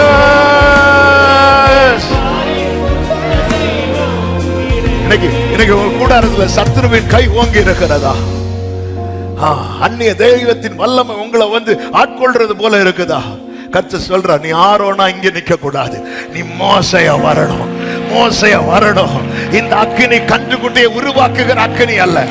சில சொல்லுவாங்க, சில சொல்றீங்கல்ல, நான் என்னைக்கெல்லாம் ஜெபிக்க ஆரம்பிக்கிறேன் அன்னைக்கெல்லாம் பிரச்சனை வருதுன்னு. கண்டுக்குட்டி வெளியே வருதுல்ல, ஜெபிக்க ஆரம்பிச்சா அப்படிதான் வரும். பவுல் விறக தூக்கி போட்ட பாம்பு வெளியே வரதான் செய்யும். உடனே நீ எல்லாம் உடனே அக்கினி அவிஞ்சிருமா? உடனே அக்கினி அவிஞ்சிருமா? ஆவியை அவித்து போடாதிருங்க. அதான் அக்கினி. ஆவியை அவித்து போடாதிருங்கள். உலகத்தில் இருப்பவனிலும் உங்களோடு இருக்கிறவர். இன்னைக்கு நான் ஜெபிச்சா பிரச்சனை, நான் போராடினா பிரச்சனை. இன்னைக்கு கர்த்தர் சொல்றார், நீ சமூகத்தில் தரித்திருக்கிறது இன்னும் அவசியமா இருக்கிறது. இதுவரை நீ போட்ட அக்கினியில கண்டுகுட்டி வரலாம், ஆனா இனி நீ போடுகிற அக்கினியில எல்லா கண்டுகுட்டியும் இல்லாமல் உடரபா சந்தர் அலார் அடா அலரா. இத ஆரோன் சொல்றா, இந்த ஜனங்களை பத்தி உங்களுக்கு தெரியும்ல, இந்த ஜனங்களை பத்தி உங்களுக்கு தெரியல, எனக்கு வேற வழி தெரியல, நான் அது அக்கினியில போட்டேன் அப்படிங்கிறார். அது கன்றுக்குட்டியாக வந்தது. ஆமே, அக்கினியில போட்டேன், அது கன்றுக்குட்டியாக வந்தது. நான் ஜெபம் பண்றேன் பிரதர், பாவம் பண்ண கூடாதுன்னு, ஆனா நான் ரொம்ப பண்றேன். ஆமே, வாரத்துக்கு ஒரு முறை, மாதத்துக்கு 2 முறை தேடுகிறவனா இருந்தா நீ அக்கினியில போட்டு அது கண்டுகுட்டியா தான் வரும். தேவன் தம்மை பரியாசம் பண்ண விட்டார். சும்மா தல்ல கவிச்சு ஜோம் பண்ணலாம் மாறாது. நீ தரித்திருக்கணும். அதுதான் அவர் சொல்ல, நீங்கள் அமர்ந்திருந்து நானே தேவன் என்று ஜாதிகளுக்குள்ளே உயர்ந்திருப்பேன், பூமியிலே உயர்ந்திருப்பேன். இது மட்டும் நடந்துட்டுனா நீ தைரியமா சொல்லுவ, சேனைகளின் கர்த்தர் நம்மோடு இருக்கிறார், யாக்கோபின் தேவன் நமக்கு உயர்ந்த அடைக்கலாம். ஆமென் சொல்லுங்க பார்க்கலாம். யாக்கோபுக்கு ஒரு குறிப்பிட்ட ஊர்ல தலை காட்ட முடியல, ஏன்னா அந்த லேவி வாசனை கெடுத்துட்டான். இன்னைக்கு சம்பவம் அப்படியே மாறுது. லேவியன் எங்க நிக்கிறான் தெரியுமா? ஆண்டவர் இந்த சுகந்த வாசனையை முகர்ந்தார்னு பைபிள்ல இருக்கு. சுகந்த வாசனை, இது அவருக்கு செலுத்துகிற சுகந்த வாசனை, இது அவருக்கு செலுத்துகிற சுகந்த. இது யாரு தான் செலுத்தணும் தெரியுமா? இந்த லேவி தான். வாசனையை கெடுத்தவன் தான் இன்னைக்கு அவருக்கு அவர் விரும்புற வாசனையை கொடுத்துட்டு இருக்கிறான். இதுவரை உங்க தலைமுறை வாசனை கெடுத்தவர்களா இருக்கிறாங்களா? இன்னைக்கு அக்கினியை அதிகப்படுத்துங்க. அவர்கள் வாசனை கொடுக்கிறவர்களாய் கர்த்தர் எழும்ப பண்ணுவார். கர்த்தர் எழும்ப பண்ணுவார். என்ன செய்யணும்? அக்கினி அதிகரிக்க சமூகத்துல வா, நெருங்கி வா. உன்னை தேவனோடு நெருங்க விடாம பண்ணுகிற மோசே, அவன் காலில் இருக்கிற பாதரட்சியை கழட்டியாச்சு, கையில் இருக்கிற கோலம் போடு. Yes to God always. எப்பவுமே ஆண்டவருக்கு எஸ் சொல்லிட்டே இருங்க. இது வேண்டாமா? வேண்டாம் வேண்டாம் வேண்டாம். அதான் பவுல் சொல்ற, எனக்கு எது லாபமா இருந்துச்சோ அது எல்லாம் நஷ்டம் என்றும் குப்பை என்று எண்ணுகிற. அதனுடைய ரிசல்ட் என்ன? நான் எங்க போனாலும் என்கிட்ட என்ன ஒரு வாசனை வெளிப்படுது தெரியுமா? அவரை அறிகிற அறிவின் வாசனை வெளிப்படுகிறது. பவுலுக்கு ஒழுங்கான பார்வை கிடையாது. அந்த தமஸ்குக்கு போற வழியில அடிச்சு பாருங்க, அதோட அவருக்கு கண்ணு வந்து பார்வை கிடைச்சது, ஆனா ஒரு கூச்ச பார்வை அவருக்கு இருக்கும். அதனாலதான் ஒரு பிரதான ஆசாரியன் தெரியாம பேசிட்டு இருப்பார், பக்கத்துல இருக்கிற பலார்னு அடிப்பான். அடிச்சுட்டு, பிரதான ஆசாரியனே இப்படி பேசுறியா சொல்ல, எனக்கு அது யாருன்னு தெரியல அப்படிம்பாரு. ஆமே, கலாத்தியருக்கு நினைக்கிறேன் எழுதும்போது சொல்வார், நான் கேட்டா உங்க கண்ணையே எனக்கு கொடுப்பீங்க. அதே போல பெருசா வாக்குலயும் பெரிய பிரீச்சர்லாம் கிடையாது. பேச்சு பேதுரு மாதிரி அந்த பேச்சுல மாட்டார், ஆனா அவருக்கு எழுத்து இருக்கு. எழுத்து அவரை பார்த்தா அப்படி இருக்கும். ஆனா அந்த மனுஷன் அப்படி ஒரு கூட்டத்துல வந்தானா அங்க இருக்கிறவங்களுக்கு ஆட்டம் வர ஆரம்பிக்கும். என்ன சொல்லுவாங்க தெரியுமா? உலகத்தை கலக்குகிறவனா, உலகத்தை அதான் அக்கினி, அதான் அக்கினி. இந்த அக்கினி தான் தேவை, இந்த அக்கினி தான். ஆமே, ஒண்ணுமே இல்லை, ஒண்ணுமே இல்லை, ஒண்ணுமே இல்லை. ஆனா வந்துட்டேன்னா அங்க ஏதோ ஒண்ணு நடக்கும். ஹல்லேலூயா. அதாவது 276 பேர் பயணிக்கிற கப்பல்ல பவுல் மட்டும் தனியா ஆண்டவரை ஆராதிக்கிறவன். அவன் வாய்ஸுக்கெல்லாம் அங்க வேல்யூவே கிடையாது. ஆனா மொத்த பார்வையும் இந்த ஒரு மனுஷனுக்கு நேரா திரும்ப வச்சாருங்க. இதுதாங்க தேவன், இதுதாங்க தேவன். இவன் சொல்லி நடக்கல, அங்க ஆமென். அங்க மெஜாரிட்டி வேற, ஆனா கடைசியில இவன் சொல்றது படிதான் நடக்கிறது மாதிரி கர்த்தர் மாத்திட்டார். உங்க வீட்டுல உங்களுக்கு வாய்ஸ் இல்லையா? அக்கினியை அதிகப்படுத்துங்கள். சூழ்நிலை மாறும், சூழ்நிலை மாறும், சூழ்நிலை மாறும், சூழ்நிலை மாறும். ஆமென். எத்தனை காலம் தான் யாருக்கும் தெரியாம ஒளிச்சு ஒளிச்சு ஜெபம் பண்ணிட்டு இருக்கிறீங்க? எத்தனை காலம் தான் யாருக்கும் தெரியாம மறைஞ்சு மறைஞ்சு பைபிள் வாசிக்கிறீங்க? தேவனோடு சரித்திருங்கள். அக்கினி எழும்பட்டும், கட்டுக்குட்டி இல்லாமல் ஆகட்டும். லேவி புத்திரர் உன் சந்ததி ஆண்டவருடைய சந்ததியா? ஆமென் சொல்லுங்க பார்க்கலாம். ஹalleluya. இப்போ இதெல்லாம் முடிஞ்சதுக்கு அப்புறம் கர்த்தர் மோசே கிட்ட சொல்லுவார். 33:1 வாசிக்கலாம். கர்த்தர் மோசேயை நோக்கி, நீயும் எகிப்து தேசத்தினை அழைத்துக் கொண்டு வந்த ஜனங்களும் இவ்விடத்தை விட்டு புறப்பட்டு. அப்படியே வெயிட் பண்ணுங்க, மறுபடியும் வாசிங்க. கர்த்தர் மோசேயை நோக்கி, அது ஓகே, அடுத்து வாசிங்க. நீயும் எகிப்து தேசத்திலிருந்து நீ அழைத்துக் கொண்டு வந்த ஜனங்களும். மறுபடியும் வாசிங்க. கர்த்தர் மோசே, அது ஓகே, அதை விட்டுருங்க. அடுத்து நீயும் எகிப்து தேசத்திலிருந்து நீயும் அப்படின்றார். 32வது அதிகாரத்தில் என்ன சொல்வார்? 32:9. பின்னும் கர்த்தர் மோசேயை நோக்கி, இந்த ஜனங்களை பார்த்தேன், இவர்கள் வணங்கா கழுத்துள்ள ஜனங்கள். 32:10. ஆகையால் என் கோபம் இவர்கள் மேல் மூலவும் நான் இவர்களை அழித்து போடவும் நீ என்னை விட்டு விடு. இந்த இடத்துல மோசையை யாரோடு சேர்த்து வச்சு ஆண்டவர் பேசல தெரியுமா? அந்த ஜனங்களோடு சேர்த்து வச்சு பேசல. ஆனா 33வது அதிகாரத்துல எங்க கொண்டு வந்துட்டா தெரியுமா? நீயும் சரிதான், அவனும் சரிதான். இங்கதான் ரொம்ப கேர்ஃபுல்லா இருக்கணும். என்ன ஆண்டவரே என்னையும் அங்க கூட்டி வச்சிட்டீங்க. நீயும்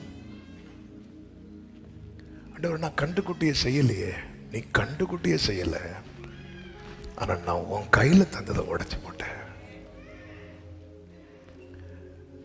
ஆவியானவர் கற்று தந்ததை சொல்றேன். மோசேக்குள்ள எழும்பினது ஆவியின் வைராக்கியம், ஆனா மோசே செயல்படுத்தினது மாம்ச வைராக்கியம். மோசே என்ன செய்கிறார்? அந்த வசனத்தை நீங்க படிச்சீங்கன்னா தெரியும். 19வது வசனத்தை பாருங்கள். 15, 16, 32. பின்பு மோசே நானே வாசிக்கிறேன். மலையிலிருந்து இறங்கினான். அடுத்த வார்த்தை, சாட்சி பலகைகள் 2 அவன் கையில் இருந்தது. அந்த பலகைகள் இருபுறமும் எழுதப்பட்டிருந்தது. அவைகள் இந்த பக்கத்திலும் அந்த பக்கத்திலும் எழுதப்பட்டிருந்தது. அடுத்த வார்த்தை கவனிங்கள். அந்த பலகைகள் தேவனால் செய்யப்பட்டதாயும் அவைகளிலே பதிந்த எழுத்துக்கள் தேவனால் எழுதப்பட்ட எழுத்துமா இருந்தது. இப்ப மோசே இதை எடுத்துட்டு வர்ற, அந்த எழுத்து மட்டும் அவருடைய எழுத்து இல்ல, அந்த பலகை அவருடையது. இப்ப மோசே கண்டுக்குட்டி அடிச்சது உடைச்சது எல்லாமே சூப்பர். ஆனா அதுக்கு கூட எந்த கிரியையும் வெளிப்பட்டுட்டு தெரியுமா? இதுதான். இது மிக்ஸ் ஆயிடக்கூடாது. இது மிக்ஸ் ஆயிட்டுன்னா பிரச்சனை. நம்ம பல நேரத்தில் ஆவியின் வைராக்கியம் சொல்லி செய்யற நிறைய காரியத்தில் கூட எதையும் சேர்த்து அடிக்கிறோம் தெரியுமா? மாம்ச கிரியையும் தூக்கி உள்ள வைக்கிறோம். அது அவங்க அப்படி பண்ணாங்க, அது அதனாலதான் நான் இப்படி பண்ணேன், அதனாலதான் அப்படி பண்ணேன். அப்போ நம்ம சொல்றதை பார்த்தா ஏதோ பயங்கரமா இவங்க மீகவேலுக்கு வாள் இவங்க இடுப்புல தான் இருக்கிறது மாதிரி சொல்லுவாங்க. ஆனா அதுக்கு கூட எது மிக்ஸ் ஆயிடக்கூடாது தெரியுமா?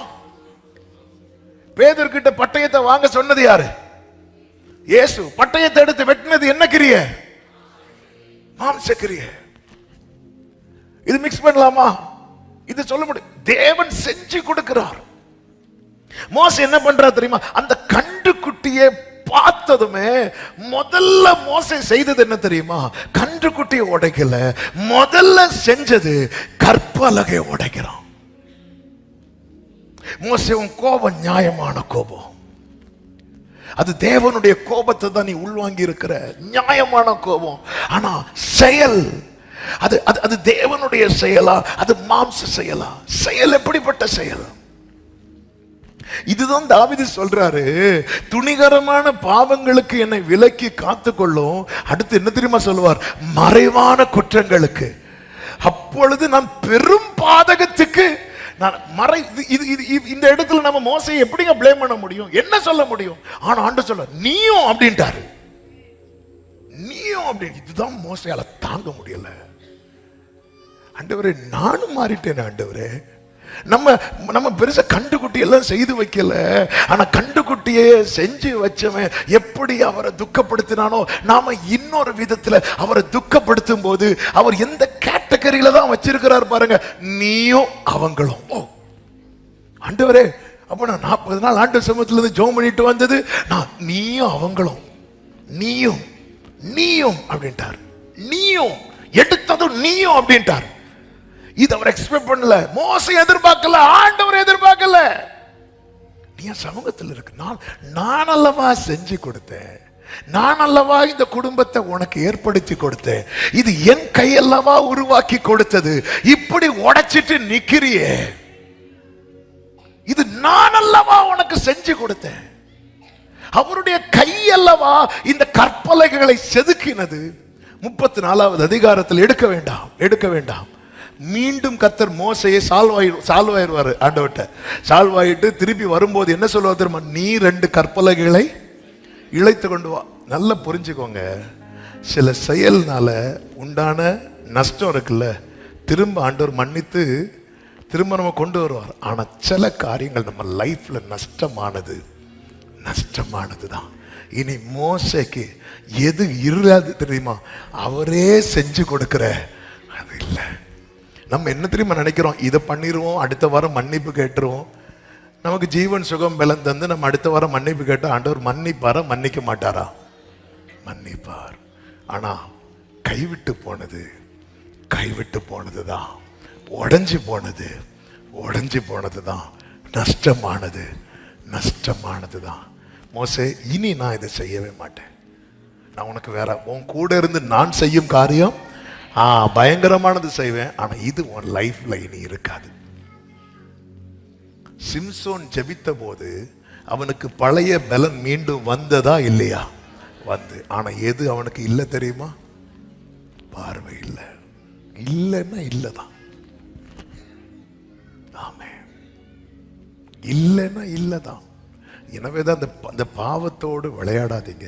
சிலது நமக்கு நஷ்டம் ஆச்சுன்னா, நீங்க யாக்கோபு பெத்தேல்ல ஆண்டவர் யாக்கோபு சந்திக்கும் போது அவன் அப்பொழுதே ஒப்புரவாக இருந்தா சாப்டரே வேற.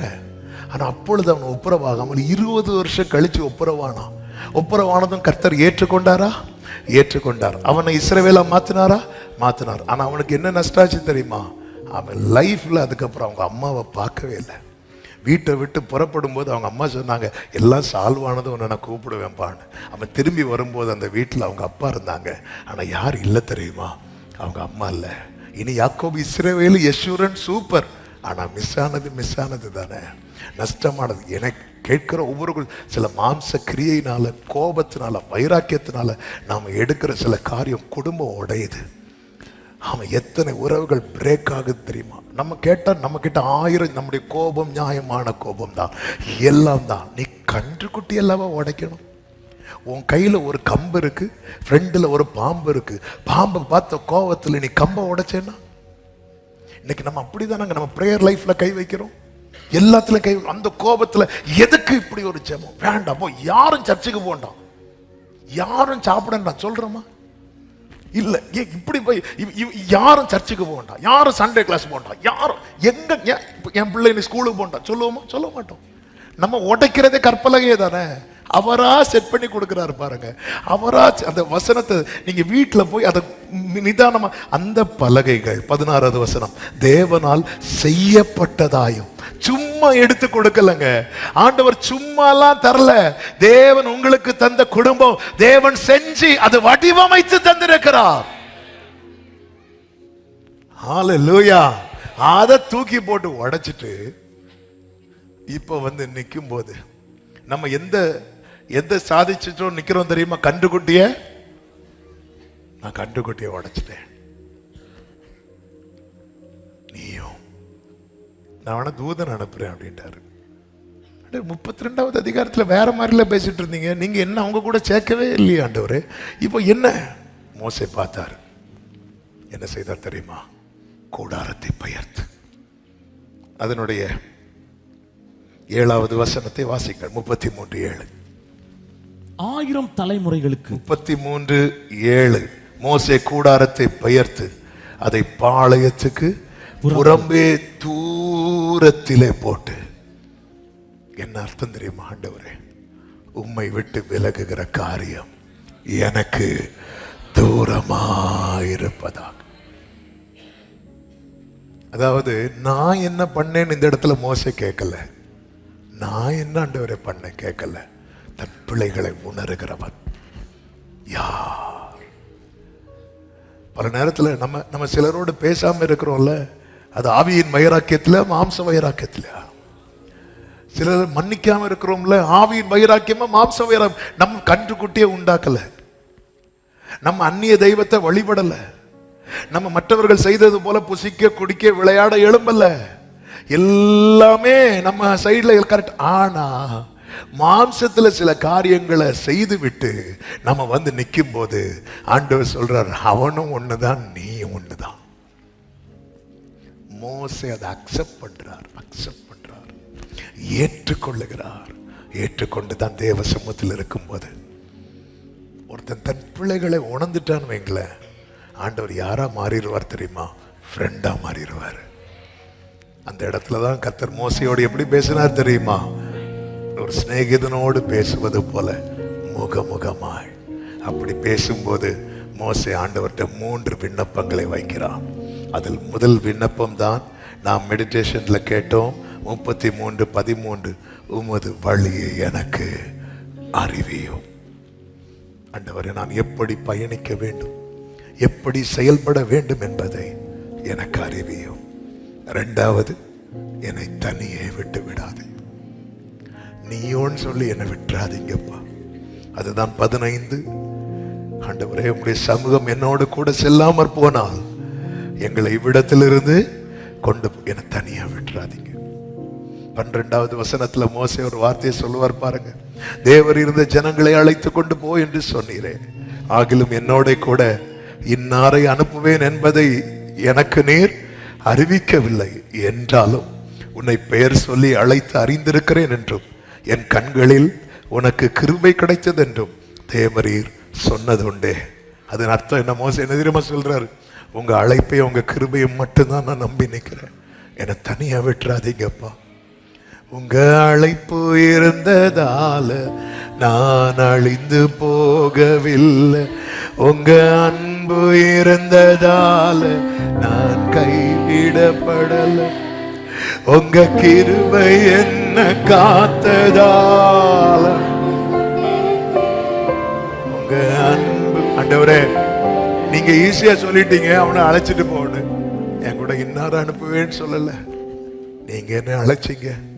உங்க கண்ணில் உங்க அழைப்பு உங்க கிருபை தான். என்னை தனியா மட்டும் விட்டுறாதீங்க. ஆமென். 3வது சொல்றார், உடைய மகிமை எனக்கு காண்பித்தரணும். அதன் அர்த்தம் என்ன? உங்களை பார்க்க வச்சிருங்க. நான் இவ்வளவு தூரம் இருந்து என்னுடைய வாழ்க்கையின் முடிவு உங்களை பார்க்க முடியாம போயிடக்கூடாது. பரிசுத்தம் இல்லாமல், அதாவது நம்ம எல்லாத்தையும் பார்த்துட்டோங்க. கிருபைன்னா என்னங்கிறத பார்க்கிறோம், அவர் செய்த நன்மையை பார்க்கிறோம், நிறைய பார்த்துட்டோம். ஆண்டவர் கொடுத்த எல்லா நன்மையும் பார்த்துட்டு கடைசியில் ஒருத்தன் ஆண்டவரை பார்க்கலன்னு வைங்களேன், ஆண்டவரே உங்களை பார்க்க முடியாம போயிடக்கூடாது. ஒருத்தனால இவனால ஆண்டவரை பார்க்க முடியாதுன்னு அவன் நம்பிக்கையே அவுட்டு. யோபு சொல்றாரு, என் மீட்பர் உயிரோடு இருக்கிறார், கடைசி நாளில் நான் அவரை. இந்த நம்பிக்கை அவன் சரீரம் அழுகிற நிலைமையில் இருந்த போது அவனை நிக்க வைக்குது. நான் பார்ப்பேன், நான் பார்ப்பேன், நான் பார்ப்பேன். இப்போ நீயும் அப்படின்னதும் மோசே, எனக்கு பார்க்கணும், எனக்கு உங்களை பார்க்கணும். அப்படியெல்லாம் பார்த்துட்டு உயிரோடு இருக்க முடியாது, எனக்கு பார்க்கணும், என்னை பார்க்க வைங்க. நானா உங்களை பார்த்துருவானான்னு எனக்கு அந்த நம்பிக்கை இல்லப்பா. நான் பிரசனத்தில் இருக்கிறது வரைக்கும் நல்லா இருக்கிறேன். நான் கொஞ்சம் இறங்கினதும் என்கிட்ட வெளிப்பட்டதெல்லாம் ஆவியின் கிரியா பார்த்தா இடையில இதுவும் வருது ஆண்டவரே. அதனால ஆண்டவர் நான் பார்ப்பேன்னு சொல்ற தைரியம் எனக்கு இல்ல, என்ன பார்க்க வைங்கன்னு நான் கெஞ்சுறேன் ஆண்டவரே. நான் பார்ப்பேன் என்று யோபு மாதிரி சொல்ற தைரியம் எனக்கு இல்லப்பா. ஆனா நான் உங்ககிட்ட ஒண்ணு, உங்க கண்ணில் எனக்கு கிருபை கிடைக்குது இல்ல, எஸ், என்ன பார்க்க வச்சிருங்க, என்ன பார்க்க வச்சிருங்க. காரணம் வேதம் தெளிவாய் சொல்லுகிறது, தீட்டுள்ளது ஒன்றும் உள்ளே வர முடியாது. பரிசுத்தம் இல்லாமல் ஒருவனும் தேவனை தரிசிக்க முடியாது. என்னை பார்க்க வச்சிருங்க. அவன் கேட்ட மூணையும் ஆண்டவர் டிக் பண்ணிட்டார். மூணையும் டிக் பண்ணிட்டார். முதல்ல பார்க்க முடியாதுன்னாரு, ஆனா அவருடைய நாமத்தை கூறினாரு பாருங்க, கர்த்தர் இரக்கம்னு பார்க்க வச்சிட்டார். என்ன சொல்லி கூட்டிட்டு போனாரு தெரியுமா? என் பின்னாடியே நீ பாப்பேனாரு. ஆமென். ஆனாலும் போறான் பாருங்க. ஆரோனையும் மிரியாமையும் கூப்பிட்டு சொல்றாரு, என் தாசன் இருக்கான் தெரியுமா, அவன் என் சாயல பாக்குறான். என்னது அர்த்தம்?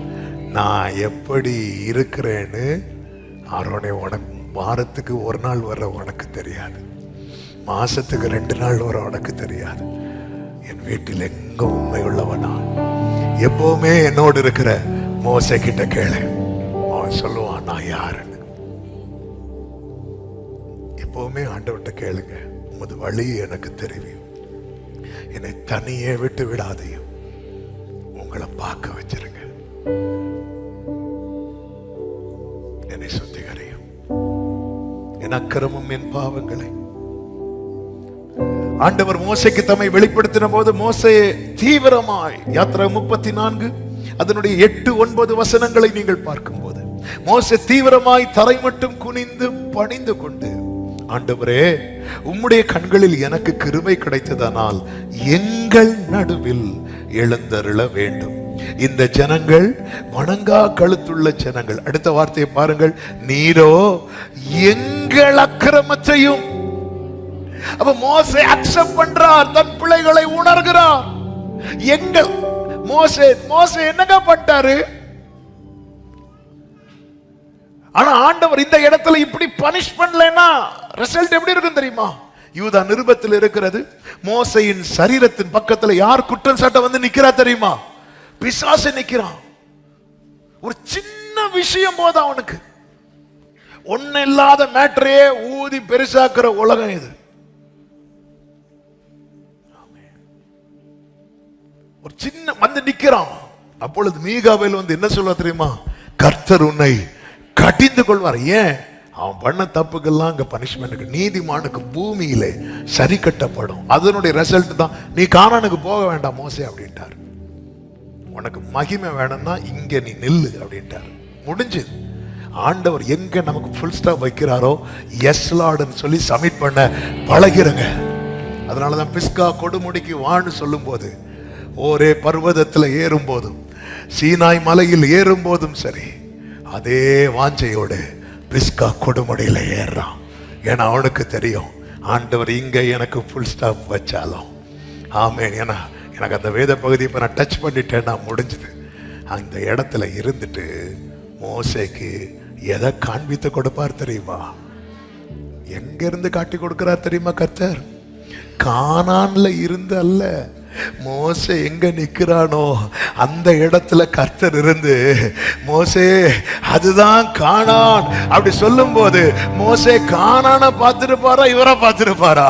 ஹல்லேலூயா. கர்த்தர் நியமித்த இடத்துல என் ஓட்டம் முடிகிறது, எனக்கான பனிஷ்மெண்ட் கிடையாது. அந்த இடத்துல கர்த்தர் வந்து நிற்பார். ஆமா, இதுக்கு மேல நீ என்ன வேணும்? அதை எப்படிங்க காட்டி கொடுத்திருக்கணும்? ஒரு ஐஸ்வர்யவான் பாதாளத்துல கிடக்கும் போது அவனுக்கு பரதீஸ் எப்படி காட்டி கொடுக்கப்பட்டது தெரியுமா? ஆபிரகாம் பக்கத்துல இருந்து காட்டி கொடுக்கல, ஆபிரகாம் அந்த இடத்துல இருக்கிறான், அப்படி காட்டி கொடுக்கப்பட்டது. ஆனா மோசேக்கு எப்படி காட்டி கொடுக்கப்பட்டது தெரியுமா?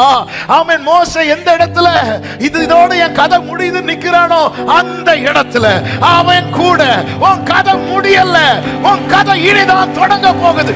அவர் நின்று, ஆண்டவரே கானான், ஆண்டவர் கானான்ல நின்னு இதான் கானான்ல, மோசே அதுதான் கானான். அவருக்கு ஒரு பேர் இருக்கிறது, கம்ஃபர்டர். கம்ஃபர்டர்.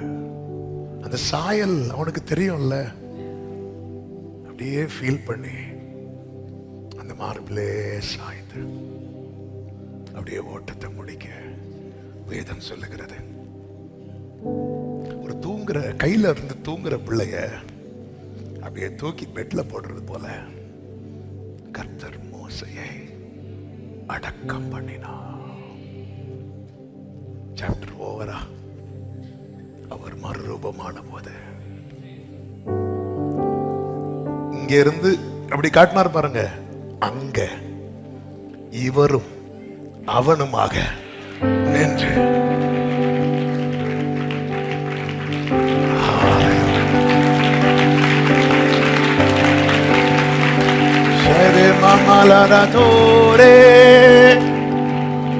ஆண்டவரே, இங்க இருந்து இங்க எனக்கு எட்டாதது அவர் எப்படி காட்டி தரார் தெரியுமா? அவன்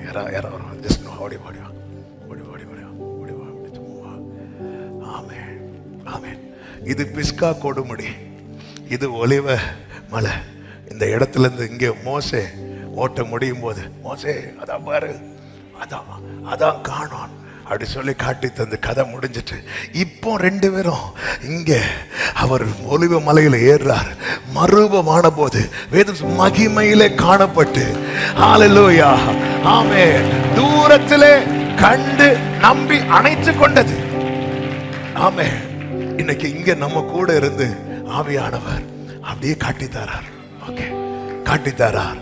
நாளைக்கு அங்கே நான் அங்கிருப்பேனே, நான் அங்கிருப்பேனே, நான் அங்கிருப்பேனே, என்னே சூட பரிசுத்தர் கூட்டம். எல்லாரும் எழுதி நிற்கலாமா? க்ளோரி பாரில் மகிழ்ந்தாடி அங்கே கூடிட பரிசுத்தர் கூட்டம் இயேசுவை போற்றி பாடி மகிழ்ந்தாடி அங்கே. ஆமென். பரமானந்த கீதம் மங்களம். ஹல்லேலூயா. நீ அங்கிருப்பாயோ, நீ அங்கிருப்பாயோ சொல்லேன் மனமே, நான் அங்கிருப்பேனே.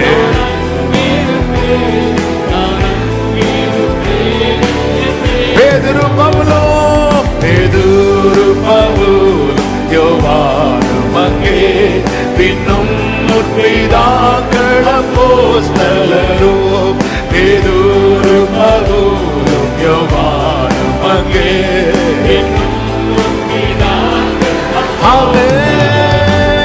ரத்த சாட்சிகளும் திரளாய் கூட நீ அங்கிருப்பாயோ,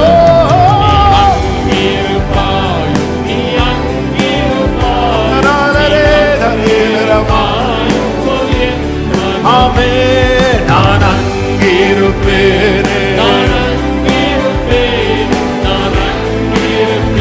சோதனைகளை வென்றவர் எவரோ, சோதனைகளை வென்றவர் எவரோ, துன்பம் தொல்லைதனை சகித்தவரோ, சோதனைகளை வென்றவர் எவரோ,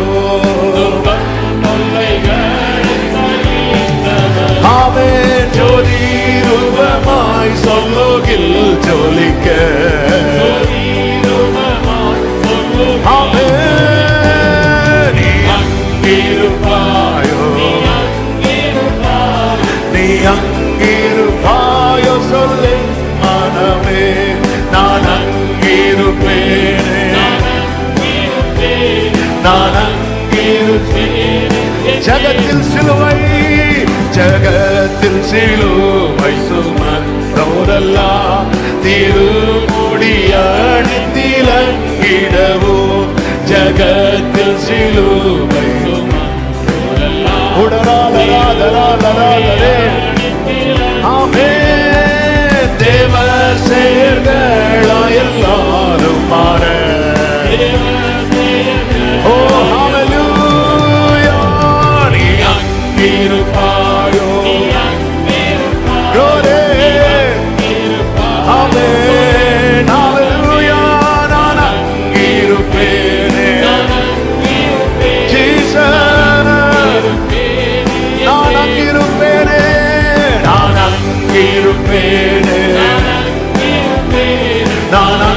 அங்கிருப்பேனே, நான் அங்கிருப்பேனே,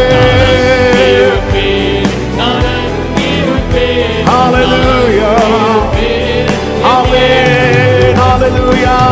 இந்த இயேசு ராஜாவை நான் பார்த்தால் போதும், மகிமையில் அவரோடு நான் glory. இந்த இயேசு ராஜாவை நான் பார்த்தால் போதும், மகிமையில் அவரோடு நான் ஆமென். நித்தியமா மோட்ச வீட்டில் glory, ஆமென், ஹalleluya. கூட்டத்தில் நான் glory, இயேசுவின் இரத்தத்தாலே, இயேசுவின் இரத்தத்தாலே மீட்கப்பட்டு, வசனமாம் வேலியாலே காக்கப்பட்டு, ஓடரா லரா லரா லரா லரா சேதரே, ஆமென். கரை நிறையற்ற பரிசுத்தரோடு, ஆமென். ஏழையாம் பொன்வீதியில், ஏழையாம் பொன்வீதியில் தூதர்கள் வீணைகளை மீட்டும் போது, நிறைவான ஜெய கோஷம் முழங்கும் போது,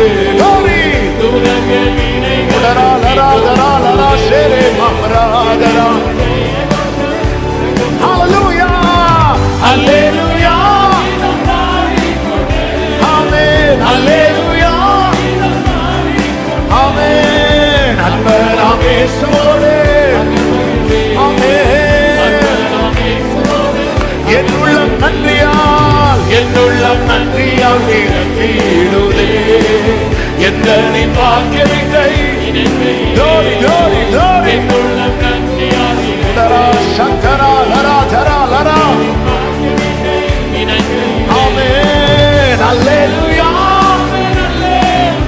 glory.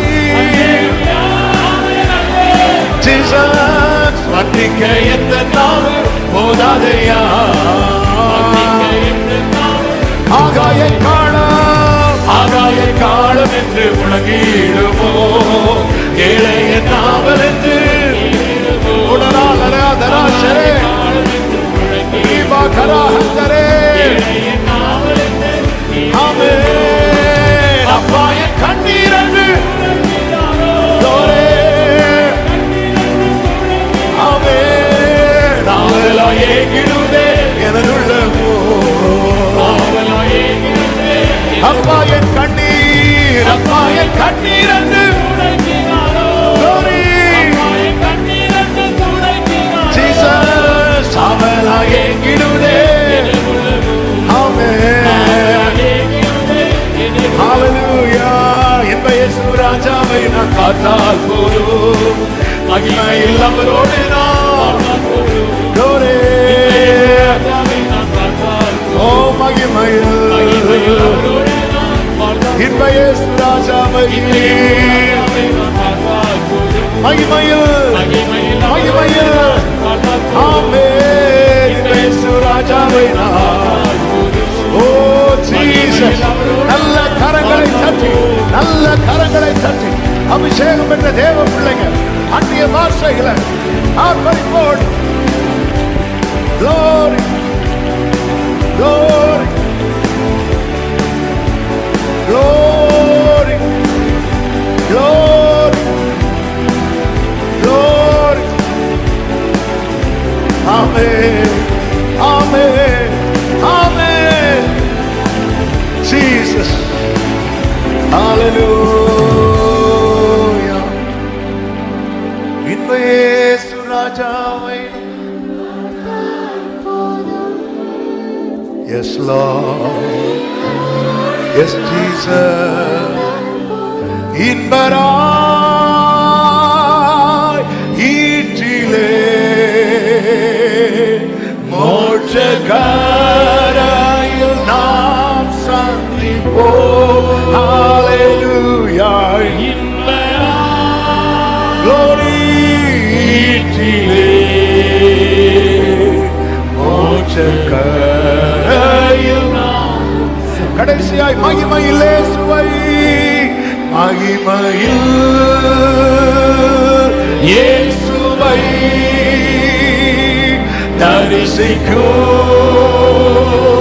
நேரத்தில் அந்த நல்ல பாக்கிய நாள், மகிமையில் மகிமையில் இயேசுவை தரிசிக்கும் நேரத்தில் அந்த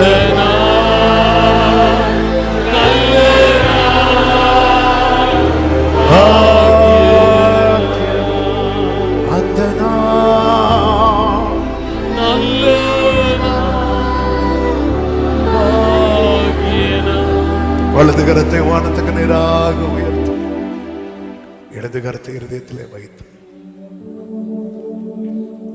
உடைய வழி எனக்கு தெரியும், என்னை தனியா விட்டுறாது, என்னை எப்படியாவது உங்களை பார்க்க வச்சிருக்க.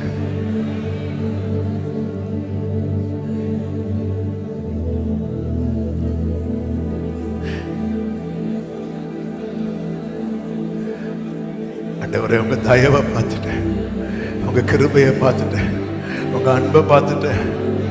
ஆண்டவரே, எனக்கு உங்க முகத்தை பார்க்கணும்,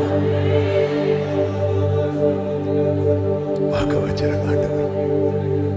சபையை பார்க்க வச்சிருங்க, அந்த மகிமையை முகமுகமாய் முகமுகமாய் உம்மை கண்டு, எஸ், மகிமையில்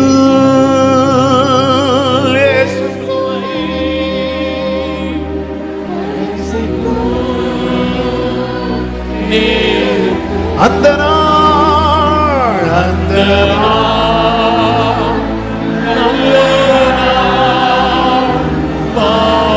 மகிமையில் மகிமையில் உடரபா சரபா லகம ரேப்ரா தரா தரா லரா தரா லரா தரா அந்த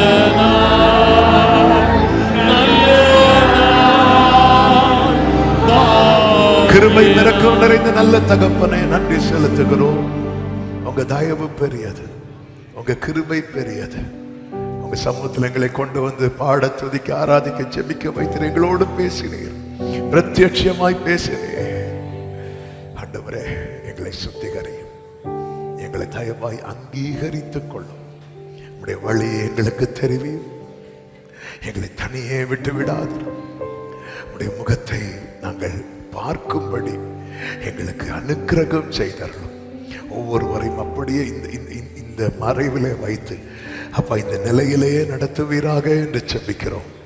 ஆண்டவர், அக்கினியின் அளவு அதிகரிக்கட்டும், எல்லா எதிரான கிரியைகள் நிர்மூலமாகட்டும், தலைமுறைகள் லேவி கூட்டமாய் எழும்பட்டும், கர்த்தருடைய நாமம் மகிமைப்படட்டும். வாசனை கெடுக்கிற சந்ததியா அல்ல, வாசனை கொடுக்கிற சந்ததியா எழும்பட்டும். தேவன் ஆட்கொண்டு சபையை நீர் ஆட்கொள்ளும். எல்லார் மேலும் உங்க கிருபை இருக்கட்டும். ஒவ்வொருவரையும் சமாதானத்தோடு அனுப்பி கண்மணி போல பாதுகாத்து சாட்சியாய் கொண்டு வாரும். மகிமை கனம் ஸ்தோத்திரங்களும் ஒருவருக்கே செலுத்துகிறோம், இரட்சகர் இயேசுவின் நாமத்தில் பிதாவே, ஆமென். சேர்ந்து சொல்லுவோம், என் ஆத்துமாவே கர்த்தரை ஸ்தோத்திரி, முழு உள்ளமே அவருடைய பரிசுத்த நாமத்தை ஸ்தோத்திரி. என் ஆத்துமாவே கர்த்தரை ஸ்தோத்திரி, கர்த்தர் செய்த சகல உபகாரங்களை மறவாதே. ஆமே. நம்முடைய கர்த்தராகிய இயேசு கிறிஸ்துவின் கிருபையும், பிதாவாகிய தேவனுடைய அன்பும், பரிசுத்த ஆவியானவருடைய ஐக்கியமும் சிநேகமும் பாதுகாவலும் நம் அனைவரோடும் எல்லா பரிசுத்தவான்களோடு கூட கர்த்தருடைய வருகை மட்டும் தங்கியிருப்பதாக. ஆமென். ஹல்லேலூயா. God bless you. கர்த்தர் உங்களை ஆசீர்வதிப்பாராக. ஆமென்.